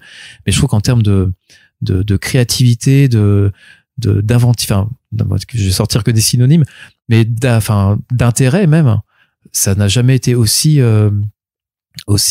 riche. Et ce que propose l'ensemble des éditeurs français, je trouve qu'on couvre quand même énormément du spectre, en fait, de cette production-là. Donc non, je trouve que vraiment là alors on va dire que sur le plan économique, et on pourrait en parler longtemps, hein, des 4% et tout ça, qui sont à mon sens bien à relativiser, mais on en parlera peut-être dans d'autres lieux, que en gros les comics ne représenteraient que 4% des bandes dessinées achetées. Oui, un certain type de comics, mais si on rallie un petit peu l'ensemble aussi, on élargit la définition de comics à bande dessinée américaine. Et pourtant, moi, je le dis à chaque fois, quand j'avais écrit cet article des 4%, c'était aussi de dire que c'était le classement GFK de ce type de bande dessinée, que ça comprend aussi, enfin, que ça ne comprend pas justement des BD qui sont classés comme BD de genre, alors que techniquement, elles viennent des États-Unis. C'est ça. Calvin Hobbes. C'est du comics, hein. Oui, techniquement, les Simpsons. Mais c'est pas identifié, quoi. Voilà. En fait, c'est une identification, une segmentation, encore une fois ce terme, qui est à la charge, c'est la responsabilité de l'éditeur. Si Monsieur Toussaint Louverture publie du Mankind et décide que c'est pas du comics, ça n'apparaît pas dans le. Pareil pour Émile Ferris, c'est que voilà, moi ce que j'aime c'est les monstres n'est pas classé en comics. Donc voilà, c'est parce que ça n'a pas la gueule du comics tel que on se l'imagine quand on a un lecteur régulier de comics et qu'on a quand même le format standard des albums à dos noir et tout ça. C'est ça ce qu'on identifie. Et ça, par contre, c'est vrai que quand on est sur du comics indé dans ce genre de format-là, on sait que c'est compliqué. Ouais, je pense que c'est cette segmentation qui découle du choix de l'éditeur. Quand Delcourt choisit de faire Monster de Barry Windsor Smith et le classe quand même en comics, c'est pas très différent de moi. Ce que j'aime, c'est les monstres. Enfin, je trouve qu'en termes de roman graphique, Barry Windsor Smith a quand même une empreinte comics plus identifiée que Émile Ferris. Oui, mais alors à ce moment-là, on peut parler de Will Eisner et de cette dimension de roman graphique en fait. Donc pour moi, là, ça c'est assez. on peut choisir en fait son point de vue. On peut se dire effectivement les comics c'est que 4%, et encore si on compte ce qui apprend vraiment ces 4%, on est beaucoup dans le super-héros, et que le super-héros représente 4%, en gros le super-héros, un sous-genre représente 4% de l'ensemble de la production de la bande dessinée en France. Je trouve ça énorme en fait déjà comme en base d'exemplaires vendus. Donc au final, je trouve qu'il y a pas comment dire. On dit que les comics vendent moins. Alors déjà, c'est pas vrai. Ils vendent moins que le manga, oui, moins vite, mais d'année en année, il y avait une augmentation, mais qui est aussi pareil, que tu relativises parce que pondérer avec les OPA, les petits prix, les urban nomades, les machins comme ça. Donc forcément, mais quel type de comics se vendent plus ou moins? Mais le fait est qu'on lit plus de comics. Moi, c'est ce que j'en retire, c'est qu'en fait cette culture-là existe toujours, et que moi, encore une fois, j'avais un live sur Instagram avec le collectif des 4%, où on en a parlé d'ailleurs. Et moi, je dis, bon, je suis pas en phase, moi, avec du coup, cette réflexion, parce que sinon, si je me dis que je m'adresse juste à 2000 personnes, je me lève pas le matin, en fait. Moi, c'est vraiment plutôt je veux voir le problème ou la situation dans le sens inverse, en me disant, il y a encore tellement de personnes à convaincre que, les comics valent le coup d'être vendus. C'est quand je me réfère simplement au nombre de Watchmen qu'on vend ou de Killing Joke qu'on vend par semaine, je dis, elle est là, en fait, notre potentiel, il est là, en fait. C'est d'aller chercher les 80 000 personnes qui vont un jour acheter Killing Joke, qui se recoupent un peu forcément avec nos lecteurs habituels, mais si ça se trouve, c'est le seul comics qu'ils ont dans leur bibliothèque. Ils ont kiffé, ils ont peut-être acheté Watchmen derrière, mais ces gens-là, on les retrouve pas. Donc il est là l'objectif, c'est d'aller justement rappeler en disant, voilà, vous avez connu Alan Moore, oui, c'est l'un des meilleurs, mais il y a aussi énormément de choses à découvrir. Si en gros 10% de Watchmen vous ont intéressé, il y a plein d'autres choses à découvrir derrière. Donc pour moi, je me lève avec cette volonté-là, vraiment et je remercie encore une fois ma direction, je vais vraiment passer pour un lèche-botte, mais de me donner en fait les moyens d'aller dans cette direction-là. Nomade, c'est ça, c'est vraiment les efforts qu'on fait aussi sur l'indé, ou de passer du contenu comics en grand format qui a un certain coût. Ça va aussi dans cette volonté-là. Donc non, moi je trouve vraiment que c'est une époque là qui, pour les lecteurs de comics, elle est c'est un espèce d'âge d'or. Disons que l'offre, en tout cas, est là, c'est sûr. Oui. La demande, après, faut voir comment elle peut suivre, mais c'est vrai que l'offre, on pourra jamais, j'imagine que si Xavier Gilbert nous faisait un graphe sur le nombre de titres disponibles chaque année, je pense qu'on verrait une augmentation assez flagrante de tout ça. Même on l'a vu même encore cette année, les 2 dernières années avec 404 et Black River qui se sont lancés. Par exemple, pas mal de structures éditoriales qui, même Comics Initiative, qui multiplient aussi son offre complètement. Aquilé aussi, Ibis qui se diversifie aussi. Donc c'est sûr que Equinai, il y a de l'offre. Ça, on va pas dire. Après, j'imagine que en fonction du secteur dans lequel tu vends, c'est sûr que tu as un avantage qui est aussi que tu as aussi quand même la base d'essai, enfin une base mainstream sur laquelle te reposer. Mais c'est même essentiel. Et que même dans l'indé, tu es aussi sur des auteurs. Toi, t'as le privilège, on va dire, d'avoir des gros auteurs forcément. Mais qui sont le fruit d'un travail. C'est qu'en fait, l'indé, on le fait depuis l'année 2, et c'est des choses qui sont négociées dès l'année 1. C'est que, publier Saga, publier Descender, publier Hate Fairyland, c'est du travail qui a nécessité en fait tout alors il y a certes de la prospection, mais ça a été voir les auteurs. En fait, ça vient pas de nulle part. C'est qu'on peut pas se dire juste, ah oui, Urban, ils vont les gros auteurs parce qu'ils mettent le fric. Non, ça a d'abord été rencontrer les auteurs. Et évidemment, après, les moyens sont importants, mais heureusement, ça se résume pas à ça. Sinon, moi, le boulot m'intéresserait pas. Il suffit juste d'aligner des valises. Je suis pas commercial en fait à la base. Surtout que ça a été le cas parce qu'on a tous en mémoire la fameuse, c'est marrant parce qu'elle a jamais été documentée, parce que tout le monde en parle sans jamais avoir rien pu écrire dessus, puisque ça reste des choses que sur lesquelles personne ne veut s'exprimer forcément, mais cette fameuse guerre des enchères qu'il y a pu avoir dans les années 2012 à 2000, je sais pas combien, entre toi, avec Glénat, avec toi, Glénat, Delcourt, ce genre de choses, mais qui peut encore avoir des séquelles aujourd'hui. Est-ce que parce que moi, ce que j'ai aussi entendu dire pas mal, c'est que du coup les Américains maintenant se disent aussi que qui peuvent se permettre parfois de proposer des acquisitions de droits à des sommes indécentes par rapport au titre. Alors c'est au potentiel de vente de ces titres. Dont on pourra discuter à une autre occasion, parce qu'on est en train de développer là beaucoup sur l'indé. Mais non, depuis ils ont compris que c'était ça s'est un peu calmé. On jouait un air différent. D'accord, oui, parce que donc en cas si vous l'avez pas compris, il y a un autre podcast qui se prépare avec François où on parlera beaucoup plus d'indé de façon générale, mais c'est parce qu'il y a aussi des perspectives, donc des bilans 2022 et perspectives 2023 qu'il faut aborder là-dedans. Où moi je t'avais reproché, je me rappelle l'année dernière, de pas avoir mis beaucoup d'indé en 2021. Donc en 2022, il y en avait plus. Oui. Et surtout, t'as quand même vachement plus développé le pôle urbain aussi. Donc, des grands formats, que ce soit entre certaines nouveautés comme Primordial ou Layla Star, mais aussi avec pas mal de, en fait, où tu réédites en fait, on va dire des grands classiques modernes comme Descender. Ouais. Comme tu l'as fait avec East of West, comme tu dois le faire avec Deadly Class, je crois. C'est en cours. On est en train de voir un petit peu comment on va le faire. Mais oui, c'était également Paper Girls. Paper Girls et Day Tripper. Et Day Tripper, tout à fait. Non, pour moi, c'est ça. C'est aussi l'occasion de donner une seconde jeunesse à des bouquins qui sont toujours au catalogue, qui vendent toujours, mais forcément, quand t'as plus de nouveautés, ça, c'est beaucoup moins dynamique en termes d'écoulement. D'ailleurs, juste entre parenthèses, Paper Girls, par contre, en termes d'effet sur les ventes. C'est zéro. Zéro. Ah, là, pour le coup, c'est zéro. Non, on a fait x2, mais sur une base qui était pas très grande, qui était pas énorme, quoi. Non, ça permet quand même de garder du coup une certaine fraîcheur sur ces titres-là. Même tu vois sur des titres comme Descender qui continuent à vendre, pour moi ça me semblait important de proposer arrête de jouer avec les jouets du chat. Ça me permettait de remettre un petit peu sur le devant de la scène des séries qui sont même fondatrices pour notre label indé, mais de les proposer à un autre lectorat. C'est toujours l'idée, c'est d'avoir quand on sort des intégrales indé dans le grand format urbain, il y a toujours ce secret espoir de que les bouquins, de par leur format, atterrissent ailleurs que dans un rayon comics. Ça s'est vérifié avec Layla Star, c'était surtout transformé avec les intégrales de East of West, qui ont littéralement connu une deuxième jeunesse, qui était une série qui avait plutôt bien vendu à l'époque, mais qui sur le long de ses 10 ou 12 albums sur 50 publications, on a forcément perdu du monde en route.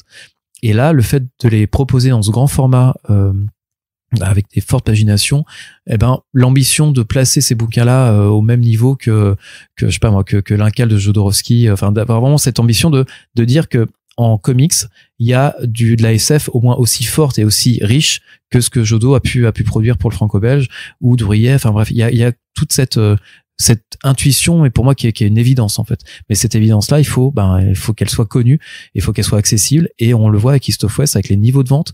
Il y a énormément de lecteurs qui ont découvert vraiment East of West avec cette édition-là. Donc l'idée derrière, c'est de faire la même chose avec Descender, avec Paper Girls, de remettre l'année où on a pu sortir toutes les morts de Layla Star, de remettre un petit peu aussi en avant Day Tripper, qui est un petit peu l'œuvre qui a ouvert le chemin, en tout cas qui a été une des sources d'influence d'inspiration de Ramvé. Je le dis sous son contrôle, parce que j'ai vraiment je voulais pas lier les deux œuvres si de son côté c'était pas mais ok. D'où la préface de Fabio Moon, parce qu'en fait il s'est trouvé qu'il connaissait déjà Philippe Andrade, qui est le dessinateur de Layla Star. Bref, il y avait une vraie filiation, et j'ai voulu aller jusqu'au bout de l'idée en proposant dans cette intégrale en grand format Day Tripper, qui pareil a une vie édito qui est là, on doit être à 30 000 exemplaires vendus de l'édition en Vertigo, et ça fait déjà ça fait presque une génération de lecteurs en fait depuis les débuts d'Urban, parce que ce bouquin-là est sorti assez tôt, je crois que c'était en 2013. Donc c'était important pour moi que les libraires puissent faire le lien en disant vous avez aimé Layla Star,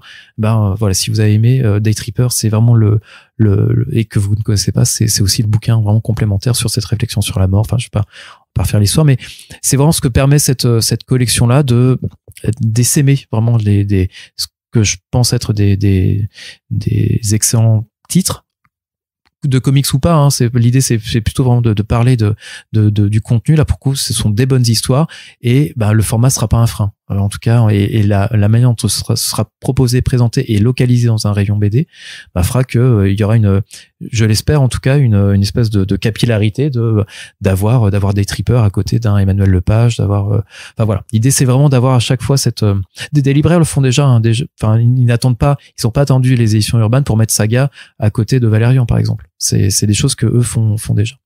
Et on a également Une soif légitime de vengeance, oui, dans ce format-là, moi qui m'a. Alors pareil, je répondais dans une discussion Discord avec des lecteurs, on disait on reprochait à Urban de l'avoir fait en 2 tomes. C'est qu'en fait à la base on savait pas que c'était en 2 tomes, on pensait que c'était une ongoing, que ça allait un peu plus loin. Puis en fait non, Rick Remender m'a confirmé après coup que c'était non, il avait bien pensé le truc en 11. Donc si on avait su, on l'aurait proposé autrement, mais là après ça reste. Alors ceux qui n'ont pas aimé vont peut-être sauter au plafond, mais ça reste quand même relativement dense comme lecture. Il y a 2 façons de lire Une soif légitime, c'est que ça peut se lire vraiment en 5 minutes montre en main, ça c'est oui, mais c'est pas du tout.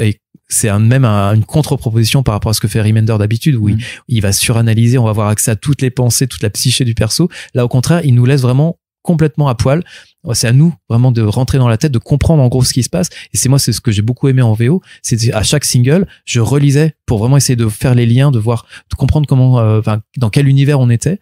Et j'ai trouvé ça passionnant. Mais ça demande, c'est une lecture qui est un peu plus exigeante. Donc, ceux qui n'ont pas aimé disent, moi, je mets pas 19 € dans un bouquin que je lis en 5 minutes. Par contre, ceux qui peuvent apprécier notamment la narration visuelle de André Lima Aroro, qui est une brute. Moi, j'avais pas forcément percuté sur quand Sullivan l'avait publié avec Sean Lewis, c'était Generation Con. Ouais. Mais c'est Alec Scott. Ah non, c'est Alec Scott, ouais. Mais voilà, c'est un dessin que j'avais pas forcément repéré. Et t'as vu un peu là le phénomène avec Bendis? Avec Bendis en noir et blanc, ouais, c'est super. C'est taré. Ouais. Et voilà. Et bon, là, du coup, c'est chouette. On est en train de parler de la couverture du tome 2 parce qu'il nous fera une couverture spéciale. Parce que je voulais que ça soit, parce que notre couverture est très très loin et c'est aussi l'un des points importants de ce grand format urbain, c'est qu'on essaye d'adopter des visuels qui changent un petit peu des codes comics. C'est qu'on est moins dans un... Alors, ça serait compliqué à définir parce que c'est vraiment parfois un petit peu... c'est qu'il y a cette idée de travestir du comics en autre chose, en fait. Ah, mais bien sûr, un cheval de Troie, mais et là, moi, c'est mon expression. Je prends toutes les critiques à ce niveau-là, mais oui, tant que il est en mode qu'ils viennent me chercher, regardez. Non, mais tant que ça fonctionne, en fait, tant que les gens lisent plus de comics, moi, là-dessus, j'ai pas trop de religion, hein. Enfin, je dis, on fait nomade, on fait Watchmen en format pop. Est-ce que tu vas pousser le bouchon au point de prendre des comics, à les sortir en noir et blanc, en souple, dans un format tout petit, à 7,90 € et dans un sens de lecture de droite à gauche? L'avenir nous le dira. Mais en tout cas, voilà, on a cette approche-là pour finir sur les couvertures, de proposer autre chose. Et avec notamment donc cette case, on n'a pas repris les couvertures de Une soif légitime, on a US, on a vraiment une case où on a Sony du coup qui est juste en pied, où on connaît pas le personnage, c'est assez mystérieux, ça pose, tu sais pas s'il est menaçant, s'il est en attente, s'il est juste passif. Je trouve que la couverture elle convie tout ce que tu veux y mettre. Et c'est un peu la puissance, je trouve, de ce récit-là. Et puis, on aura du coup une couverture dans le même style, avec un antagoniste sur le tome 2, mais qui viendra compléter un petit peu cette dynamique-là. De la même façon que les couvertures de Décorum se répondent aussi un petit peu. Exactement. De créer ces diptyques-là, et la même manière dont on publiera Nice House on the Lake, qui là pour le coup est alors un rétro-pédalage mais heureux. On n'était pas en mesure de publier l'intégralité de l'album en 400 et quelques pages à temps pour la venue des auteurs à Angoulême. Le dernier numéro, je crois que Alvaro vient juste de terminer, je crois qu'il l'a tweeté là il y a quelques jours, il vient juste de terminer, donc en gros nous on est dans les choux côté deadline pour l'imprimeur. Ouais. Mais j'avais déjà j'avais envisagé en fait de mettre ce titre-là de par son côté ultra accessible et assez universel. Enfin, quand on parle là pour le coup de comics d'horreur ou fantastique horreur, je trouve qu'on était vraiment sur quelque chose qui transcendait un peu même le langage comics, ce genre de choses. On était vraiment sur une excellente histoire que je voulais proposer dans le meilleur format possible. Le format Black Label est complètement valide, hein. On sait qu'on le vend très très bien dans ce format-là, mais avec cette contrainte-là, je me suis dit, tiens, on peut revenir en fait au projet initial qui était de le proposer en diptyque, et c'est là où je balance mon argument commercial, que on l'a promis entre guillemets à 35 € en album unique en Black Label, et c'est une promesse que l'on garde puisqu'on sera à de mémoire, je crois 15 € pour le premier tome et 20 € pour le deuxième. Donc on garde du coup ce prix-là. C'était important de faire ce geste-là, que en gros, si polémique il y avait autour du prix, que ça vienne pas gréver en fait que ça vienne pas juste faire un bad buzz en fait au niveau. Enfin, on voulait pas que ça entache la qualité et la réception sur toute cette œuvre-là, qui pour moi est ce que j'ai lu de mieux depuis en horreur depuis très très longtemps. Je trouve qu'il y a une intelligence à l'œuvre. Ça fait partie. Enfin, Jameson Onfort est coutumier du fait. Quand je lis un de ses bouquins, notamment Department of Truth, je me dis putain, c'est quelle intelligence en fait, quelle intelligence qu'il peut y avoir à l'œuvre. Ces personnages sont intelligents, mais à chaque fois l'auteur qui les écrit, lui il survole tout ça, il est encore plus intelligent, la manière dont il crée ces interactions là. Ça me faisait ça aussi avec Moore en me disant waouh putain mais il est trop fort Dr Manhattan. Ouais mais Dr Manhattan en fait c'est Alan Moore, en tout cas c'est l'illusion qu'il peut créer de cet être qui est omniscient. Et je trouve qu'il y a cette même finesse d'écriture à l'œuvre chez James Tynion IV, et avec le dessin d'Alvaro Martinez Bueno, c'est c'est du Black Label. Je le précise quand même par rapport à, parce qu'on n'aurait peut-être pas la même discussion si on parlait de son Batman. Oui, d'accord. Tu vois ce que je veux dire. Tout à fait. Mais en tout cas, voilà. Et du coup, ça nous donne l'occasion de faire 2 magnifiques couvertures, en édition en grand format urbain. Donc, moi, je suis content. Ouais, toi, du coup, on va dire que t'étais. Oh, en règle générale, je suis content. Dire, oui, non, de toute façon, l'éditeur, en général, doit être content de son travail. Sinon, faut changer de métier, François, hein, si te dire, ouais, j'ai sorti ça me fait chier. Ouais, mauvais VRP, quoi. Ça dit, après, je sais pas s'il y a des sorties, enfin, juste entre parenthèses, mais genre là, le truc que vous faites pour accompagner le jeu Gotham Knight, je sais pas si c'est un truc forcément qui te fait kiffer plus. Moi, à titre personnel, non. C'est pas, mais de la même manière que j'ai regardé avec une énorme circonspection le Batman Fortnite quand il est arrivé en disant, ok, après je l'ai lu et j'ai trouvé que c'était très bien fait. Donc, et puis derrière on a eu un succès énorme, le même que peut connaître Panini avec son Marvel Fortnite. On est vraiment sur les mêmes échelles. Et pour Gotham Knights, là ça n'engage que moi, mais un jeu Batman sans Batman, moi j'ai un petit peu de mal. Après si ça fonctionne, tant mieux. Hein. Mais voilà, c'est vrai, effectivement là on est plus dans du produit qui accompagne une sortie, et on le fait parce que c'est aussi notre devoir là pour le coup de collaborateurs et de partenaires avec Warner. Et non mais pour moi il y a chaque bouquin qu'on fait a son utilité, sa raison d'être. Donc voilà, ça on essaie de faire le moins de bouquins inutiles possible, le moins possible en tout cas. Mais non je ne rougis de rien, même pas de Injustice. Je sais que ça a été un non mais je sais qu'il y avait c'était une réussite. J'ai eu d'autres discussions et c'était mais ouais, non, je te dis, dans l'ensemble, c'est ça. À chaque fois, le boulot de notre boulot d'éditeur, pour que le boulot continue à nous plaire, c'est de pouvoir trouver cet équilibre-là, avec le nécessaire, l'indispensable et le plaisir. Et le kiff, ouais. Sur les indés aussi, en dehors du grand format urbain, il y a aussi les indés normaux, comme The Scumbag de Raymond. Enfin, t'as continué aussi cette politique d'auteur. Et puis, il y a quand même eu aussi cette sortie événementiel, enfin j'ai envie de dire incroyable, qui a cassé Internet, qui a un peu brisé les lois de la réalité. Bien sûr, je parlais de Billionaire Island. Donc après le succès phénoménal de Prez, quand même lauréat du comics le plus vendu devant Walking Dead, hein, il faut le dire aussi. C'était quand même une volonté de proposer du Mark Russell alors qu'il avait déjà pas fonctionné avec Prez.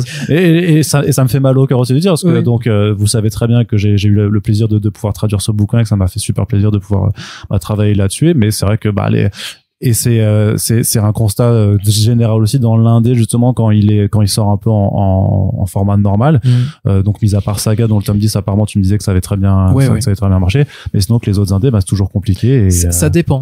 Là on est sur un récit complet avec un auteur qui est pas encore on va dire connu comme peut l'être un Jeff Lemire ou un Scotty Young ou bref ces auteurs là avec un thème qui même si on met un maximum de blagues dedans, c'est pas forcément le truc le plus fun de se rappeler que. Et pourtant, c'est tellement d'actualité. Mais voilà, je suis bien d'accord avec toi. Mais je pense que on ne mérite pas Mark Russell. C'est que je pense que le lectorat français, même américain, je pense que c'est pas non plus un auteur qui cartonne. Il est Eisnerisé, hein.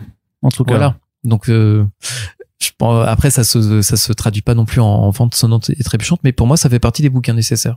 C'est de la même manière qu'on va publier le Animal Man. Je trouve que Russell n'est pas encore culte en fait. C'est ça pour moi un peu la raison d'être de ce titre-là chez nous. C'est d'accompagner pour moi un auteur qui est dont la voix est importante, qui dresse des constats qui font pas plaisir, alors qu'il les dresse en mettant des couleurs et des blagues autour. Mais je pense que on déprime quand même beaucoup, hein, voilà, une fois qu'on a passé la couche de blagues.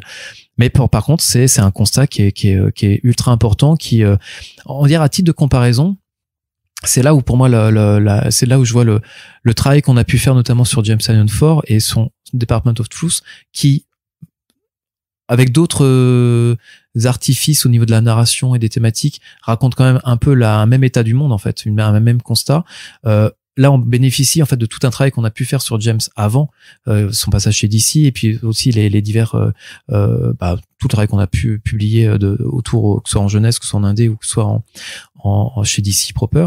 Donc on a cet accompagnement là qui est sur le long terme. On n'a pas encore eu l'occasion de le faire sur je vais dire Mark Russell. On aurait pu effectivement publier The Flintstones, on aurait pu publier sa reprise ou interprétation de la Panthère Rose, mais dans Snagglepuss Chronicles. Ouais. Dans des contextes qui sont très très américano-américains, quoi. C'est un auteur qui est compliqué en fait à proposer, en tout cas pour construire une bibliographie autour. C'est un travail qu'on n'a pas encore fait. Alors, surtout qu'en Indé, en plus, t'arrives pas à avoir tout, puisqu'il y a une partie de ces titres qui sont chez Delcourt, du coup. Tout à fait, voilà. Après, moi, je suis pas contre qu'on ait une garde partagée là-dessus, hein. Le Not All Robots, moi, me plaisait bien. Après, que ce soit Thierry qui le fait, ça me pose aucun souci non plus. Et je pense qu'on a l'un et l'autre cette même perception, en fait, de nécessité d'avoir un auteur qui va justement, sous couvert de satire, va quand même, développer des thématiques importantes. Et qui viennent compléter aussi, encore une fois, la richesse de ce que le comics peut raconter. Donc non, et là encore, une fois, les ambitions commerciales étaient pas énormes, mais ça nous semblait important en fait d'avoir quand même ce titre. Parler d'un tirage à 50 000 exemplaires, quoi. Voilà. J'allais dire et autant de retours. Non, on n'en est pas là. Mais ouais, effectivement, c'est un titre dont on parle, et puis le travail que tu fais de toute façon de médiation est aussi important. C'est à ce niveau-là de créer en fait ça fait partie de la construction en fait d'un nom dans un microcosme comics où il y a déjà beaucoup de monde et beaucoup de noms à promouvoir. Il a sa place. Ouais, parce que c'est toujours aussi compliqué, même pour vous en tant que structure éditoriale, par rapport à votre volume de publication, même si c'est pas le plus important dans tout le marché, mais que par rapport aux indés, que t'as pas le temps en fait d'accompagner toutes les sorties. Non, c'est pas tant le temps, mais c'est que déjà tu vois, on est sur un récit complet qui ne bénéficie pas. Et là, je parle pas que de Billionaire Island, alors en plus de toute façon, il y avait un timing qui à mon sens était désastreux, puisque ça sortait en même temps que Urban Nomad, donc littéralement ça n'a pas pu exister techniquement, mais au-delà de ce cas lui-même, sur lequel moi je suis complètement biaisé aussi, puisque je m'étais impliqué. Non, mais faut le dire, tu vois. Qu'est-ce que je veux dire? Mais je veux dire que même pour d'autres titres, en fait, tu peux pas, celui que tu aimes dans les ténèbres, le Scumbag et tout ça. Mais qui fonctionne. En fait, là, c'est là où je suis pas d'accord avec ça, parce que ça reviendrait à dire, Urban, ils s'occupent bien d'ici, mais ils ont pas le temps de faire de l'indé, pourtant ils les publient. Donc, en gros, on les publie mal, ou on les promeut mal, ou on les pousse mal. Et c'est pas forcément que tu les promeus mal. Moi, je dirais que c'est juste que, factuellement, pragmatiquement, parce que les journées sont découpées en 24 heures et que vous êtes aussi un certain nombre à travailler dans vos locaux, que vous n'avez pas le temps. C'est là où tu vois en gros ce temps qu'on n'a peut-être pas forcément tout le temps, des efforts commerciaux comme les offres à 10 € permettent en fait de combler ça. Tu vois, quand je te parle de Department of Truth ou de The Scumbag ou alors Crossover est un cas un petit peu particulier, mais c'est des titres qui bénéficient vraiment du coup de ces offres de lancement. Les tomes 2 sont à des niveaux qu'on n'aurait pas atteints autrement. Donc c'est là encore une fois où Xavier, je ne te rejoins pas complètement, c'est que le prix quand même peut permettre de faire tomber certaines barrières. Et là, la barrière du prix, en ce moment, elle est assez importante. Sur du récit complet, donc il peut pas bénéficier en fait de cette offre à 10 € parce que on peut pas se refaire entre guillemets derrière sur l'économie d'une série. C'est un peu plus compliqué, mais là où tu vois celui que tu aimes dans les ténèbres, c'est un peu le contre-exemple parce qu'il fonctionne plutôt bien. Ça cartonne pas, hein. Quand je dis plutôt bien, c'est quand on aura fait 3-4 000, on sera content, mais on est en tout cas sur un album qui bénéficie déjà de la bonne réception qu'a pu avoir High Fairyland. Et également Middle West, qui est là pour le coup est apparu sur le radar des libraires grâce notamment au prix Angoulême. Ça c'est effectivement quelque chose mais on est vraiment pour le coup dans la construction aussi d'un catalogue d'auteurs. Là entre Prez et Billionaire Island, on n'est pas encore là, quoi. On n'a pas suffisamment encore de bouquins pour dire rappelez-vous, c'est l'auteur de. Non, en fait, ça là pour le coup les Wonder Twins. Vous vous rappelez cette série l'argument qui s'est super vendu.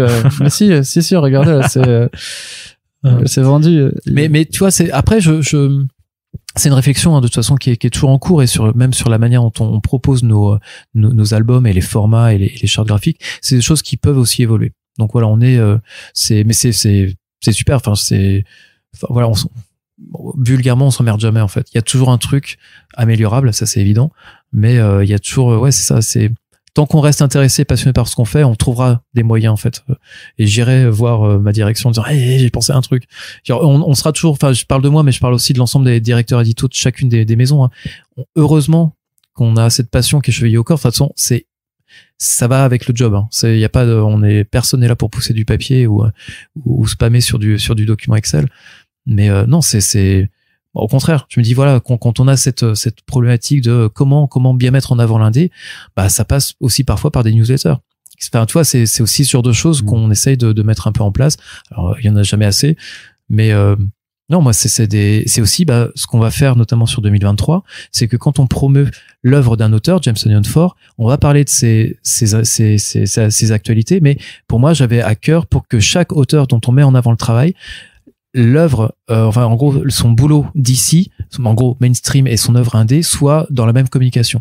C'est quand on parle de James Newton Ford, on va parler de Nice House on the Lake qui n'est pas de l'indé, qui est du Black Label, mais également de Department of Truth, du coup de toutes ces séries que l'on a déjà publiées, Something is Killing the Children, mais également celles qu'on publiera aussi plus tard dans l'année. C'est pareil pour Chip Zdarsky, qui là pour le coup est un auteur très jeune à notre catalogue, qui est plutôt un auteur Marvel, identifié Marvel pour l'instant, mais qui maintenant a les clés de la Batcave, donc il a forcément grimpé un peu en notoriété.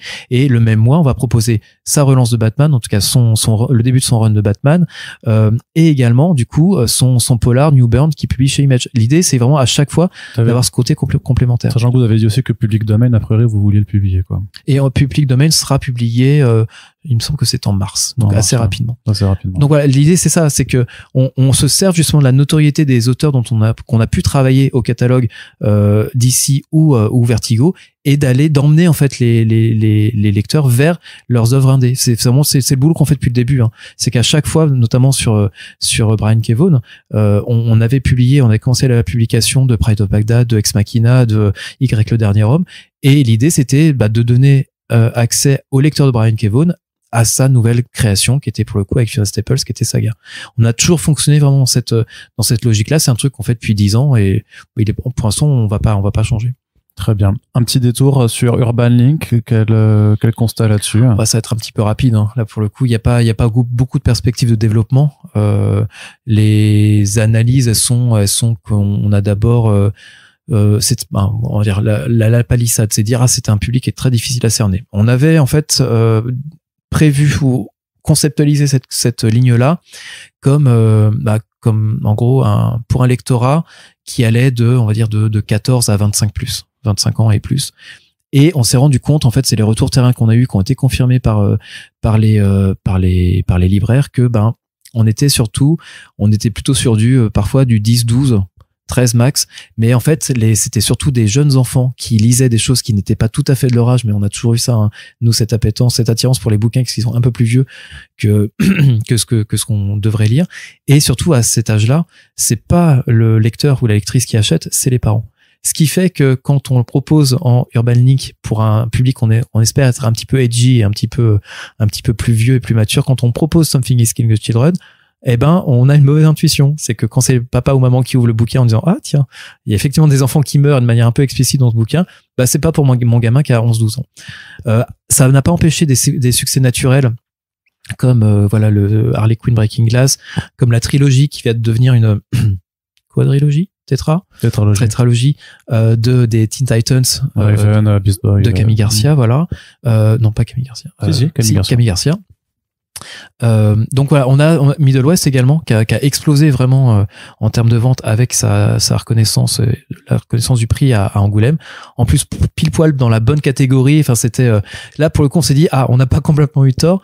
Mais le fait est que sorti de 4 ou 5 gros succès, le reste qu'on a quand même publié peut-être pas loin de 30 albums en fait en ligne. C'est pas comme si on y avait été qu'à moitié, quoi. On s'est rendu compte qu'il y avait des résistances aussi, même en termes de structure, en termes où est-ce qu'un libraire, c'est souvent ce qu'on nous a opposé, hein, comme argument, c'est j'ai pas la place. En fait, je pense que si le libraire avait mieux compris, peut-être aussi si on avait mieux expliqué cette offre-là, la place aurait été naturelle pour moi. Et pourtant dans notre communication, on disait, on parlait de cet été-là, de Mariko Tamaki et de sa cousine. Enfin, il y avait tout un ensemble, un écosystème de bandes dessinées young adult qui existait déjà, dans lequel ces titres-là pouvaient s'intégrer. Alors peut-être après, voilà, peut-être le format, peut-être il y a plein de raisons en fait. On pourrait vraiment refaire le concept, mais on a que là pour le coup que des intuitions qui bon pour beaucoup ont été déjouées. C'est une expérience. Après, ça m'empêchera pas de quand même penser qu'il y a un public. Je dis sur pour au moins les 10 000 ventes qu'on a eu sur le Harley Quinn ou les 5 ou 6 000 ventes qu'on a eu sur Middle West. Ce public-là, il existe en fait. Donc faut juste trouver un moyen de l'atteindre, de passer la barrière des parents pour proposer du gore. Non, je rigole.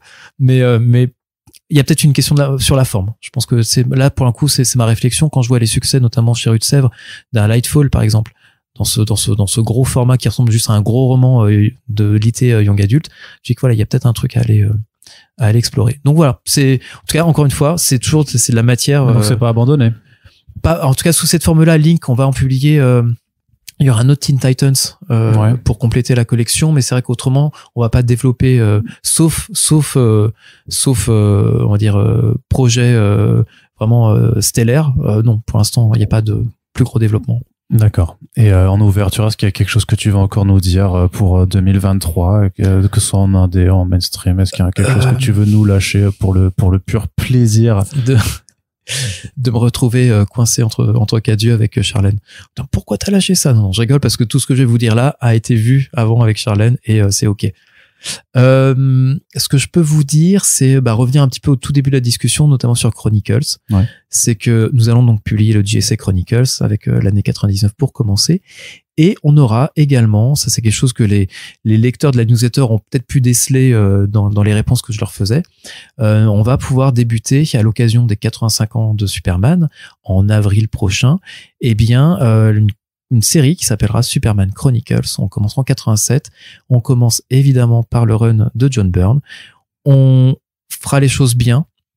On fera les choses bien parce que dans le premier volume, qui empiétera un petit peu sur 86, mais je pense qu'on nous pardonnera là-dessus, c'est qu'il y a la première mini-série Man of Steel en 6 numéros qui paraît, en gros, je crois, peut-être de septembre à décembre 86. On l'inclura dans notre premier volume, histoire de donner un petit peu vraiment les bases de ce que, en gros, le plan, vraiment, le plan maître que voulait mettre en place John Byrne sur sa série. Donc, on aura ce premier volume, donc Superman Chronicles 1986 volume 1, avec 1987 volume 1 avec des bouts de 86 dedans, qui correspondra, c'est un copier-coller du contenu BD de notre premier bouquin Man of Steel. Ce qui fait que si vous l'avez déjà vu, si vous l'avez déjà acheté, si vous avez déjà payé vos 35 €, vous n'allez pas devoir repayer pour relire la même chose. Il y aura rien d'inédit, si ce n'est évidemment un accompagnement éditorial qu'on espère de qualité, et on va tout faire pour. Et au même moment, vraiment à la même date, vous aurez le Superman Chronicles 1987 volume 2, et là pour le coup ce sera que de l'inédit avec la suite du run de John Byrne. Donc voilà, on voulait symboliquement marquer un peu le coup pour les 85 ans de Superman. Il y a autre chose qui est prévu pour la fin d'année dont je peux pas encore parler, mais voilà, ça y est, Chronicles en tout cas prend un petit peu plus d'ampleur, s'étoffe au-delà de Batman, qui était un peu le ballon test, qui nous donne un petit peu je pense qu'en termes de vente, le meilleur de ce qu'on pourra faire, mais ça laisse suffisamment de champ pour en gros faire notre boulot d'éditeur derrière sur les autres personnages que sont les personnages historiques de la JSA, mais également le personnage séminal qui est Superman pour la culture comics. Très bien. Eh bien, merci pour toute cette discussion, le temps que tu nous as accordé et ces petites annonces que tu nous as mises dans le podcast. Ça fait toujours plaisir. Oui, j'ai pas fait beaucoup de blagues. Peut-être que je suis quelqu'un de pas très drôle ou qui n'apprécie pas beaucoup l'humour, je ne sais pas. Non, mais les réflexions que tu fais sur mes blagues dans les autres podcasts font que justement je ne suis pas, parce que t'as dit tellement de fois que j'ai tort ou je sais pas quoi, je te jure que je me suis retenu. Je me suis énormément retenu parce que je pense à ton bien-être aussi. Je veux que tu restes à l'aise et que surtout que tu reviennes l'année prochaine ou même avant d'ailleurs. Oui. D'ailleurs bien avant, pour continuer de discuter avec nous. En tout cas, on se retrouvera au plus tard, de toute façon, l'année prochaine pour dresser le bilan de 2023. On dira la moitié de ce qu'on s'est dit aujourd'hui. Bah non, du coup, non, t'inquiète pas, je changerai aussi un petit peu les approches pour que ce soit pas redondant, effectivement. Mais j'espère que ça te fait toujours plaisir de venir sur First Print. Et si vous appréciez ces podcasts, eh bien, on vous rappelle que la meilleure façon de le faire savoir, c'est de le dire, de commenter, de partager sur les réseaux sociaux et de nous soutenir sur notre page Tipeee. Voilà, et on remercie toutes les personnes sans qui on pourrait pas faire autant de podcasts. Merci à tous. Oui. Enfin, je te coupe, mais parlez-en à vos libraires, parce que c'est aussi comme toi ce que tu peux faire sur les réseaux. Les libraires sont aussi des relais en fait d'informations. Si eux-mêmes sont en quête d'informations ou s'intéressent naturellement aux comics, mais peut-être qu'ils connaissent pas First Print, je pense que ça peut naturellement les intéresser et eux-mêmes peuvent se faire caisse de résonance pour tout le boulot que vous faites. Oui, c'est vrai. Ben, merci pour ce conseil. Je n'y avais même pas pensé. Voilà. Comme ça, c'est très bien. En tout cas, merci à toutes et tous voilà. Merci à toutes et tous de nous avoir écoutés et à bientôt pour le prochain podcast. Ciao. À bientôt.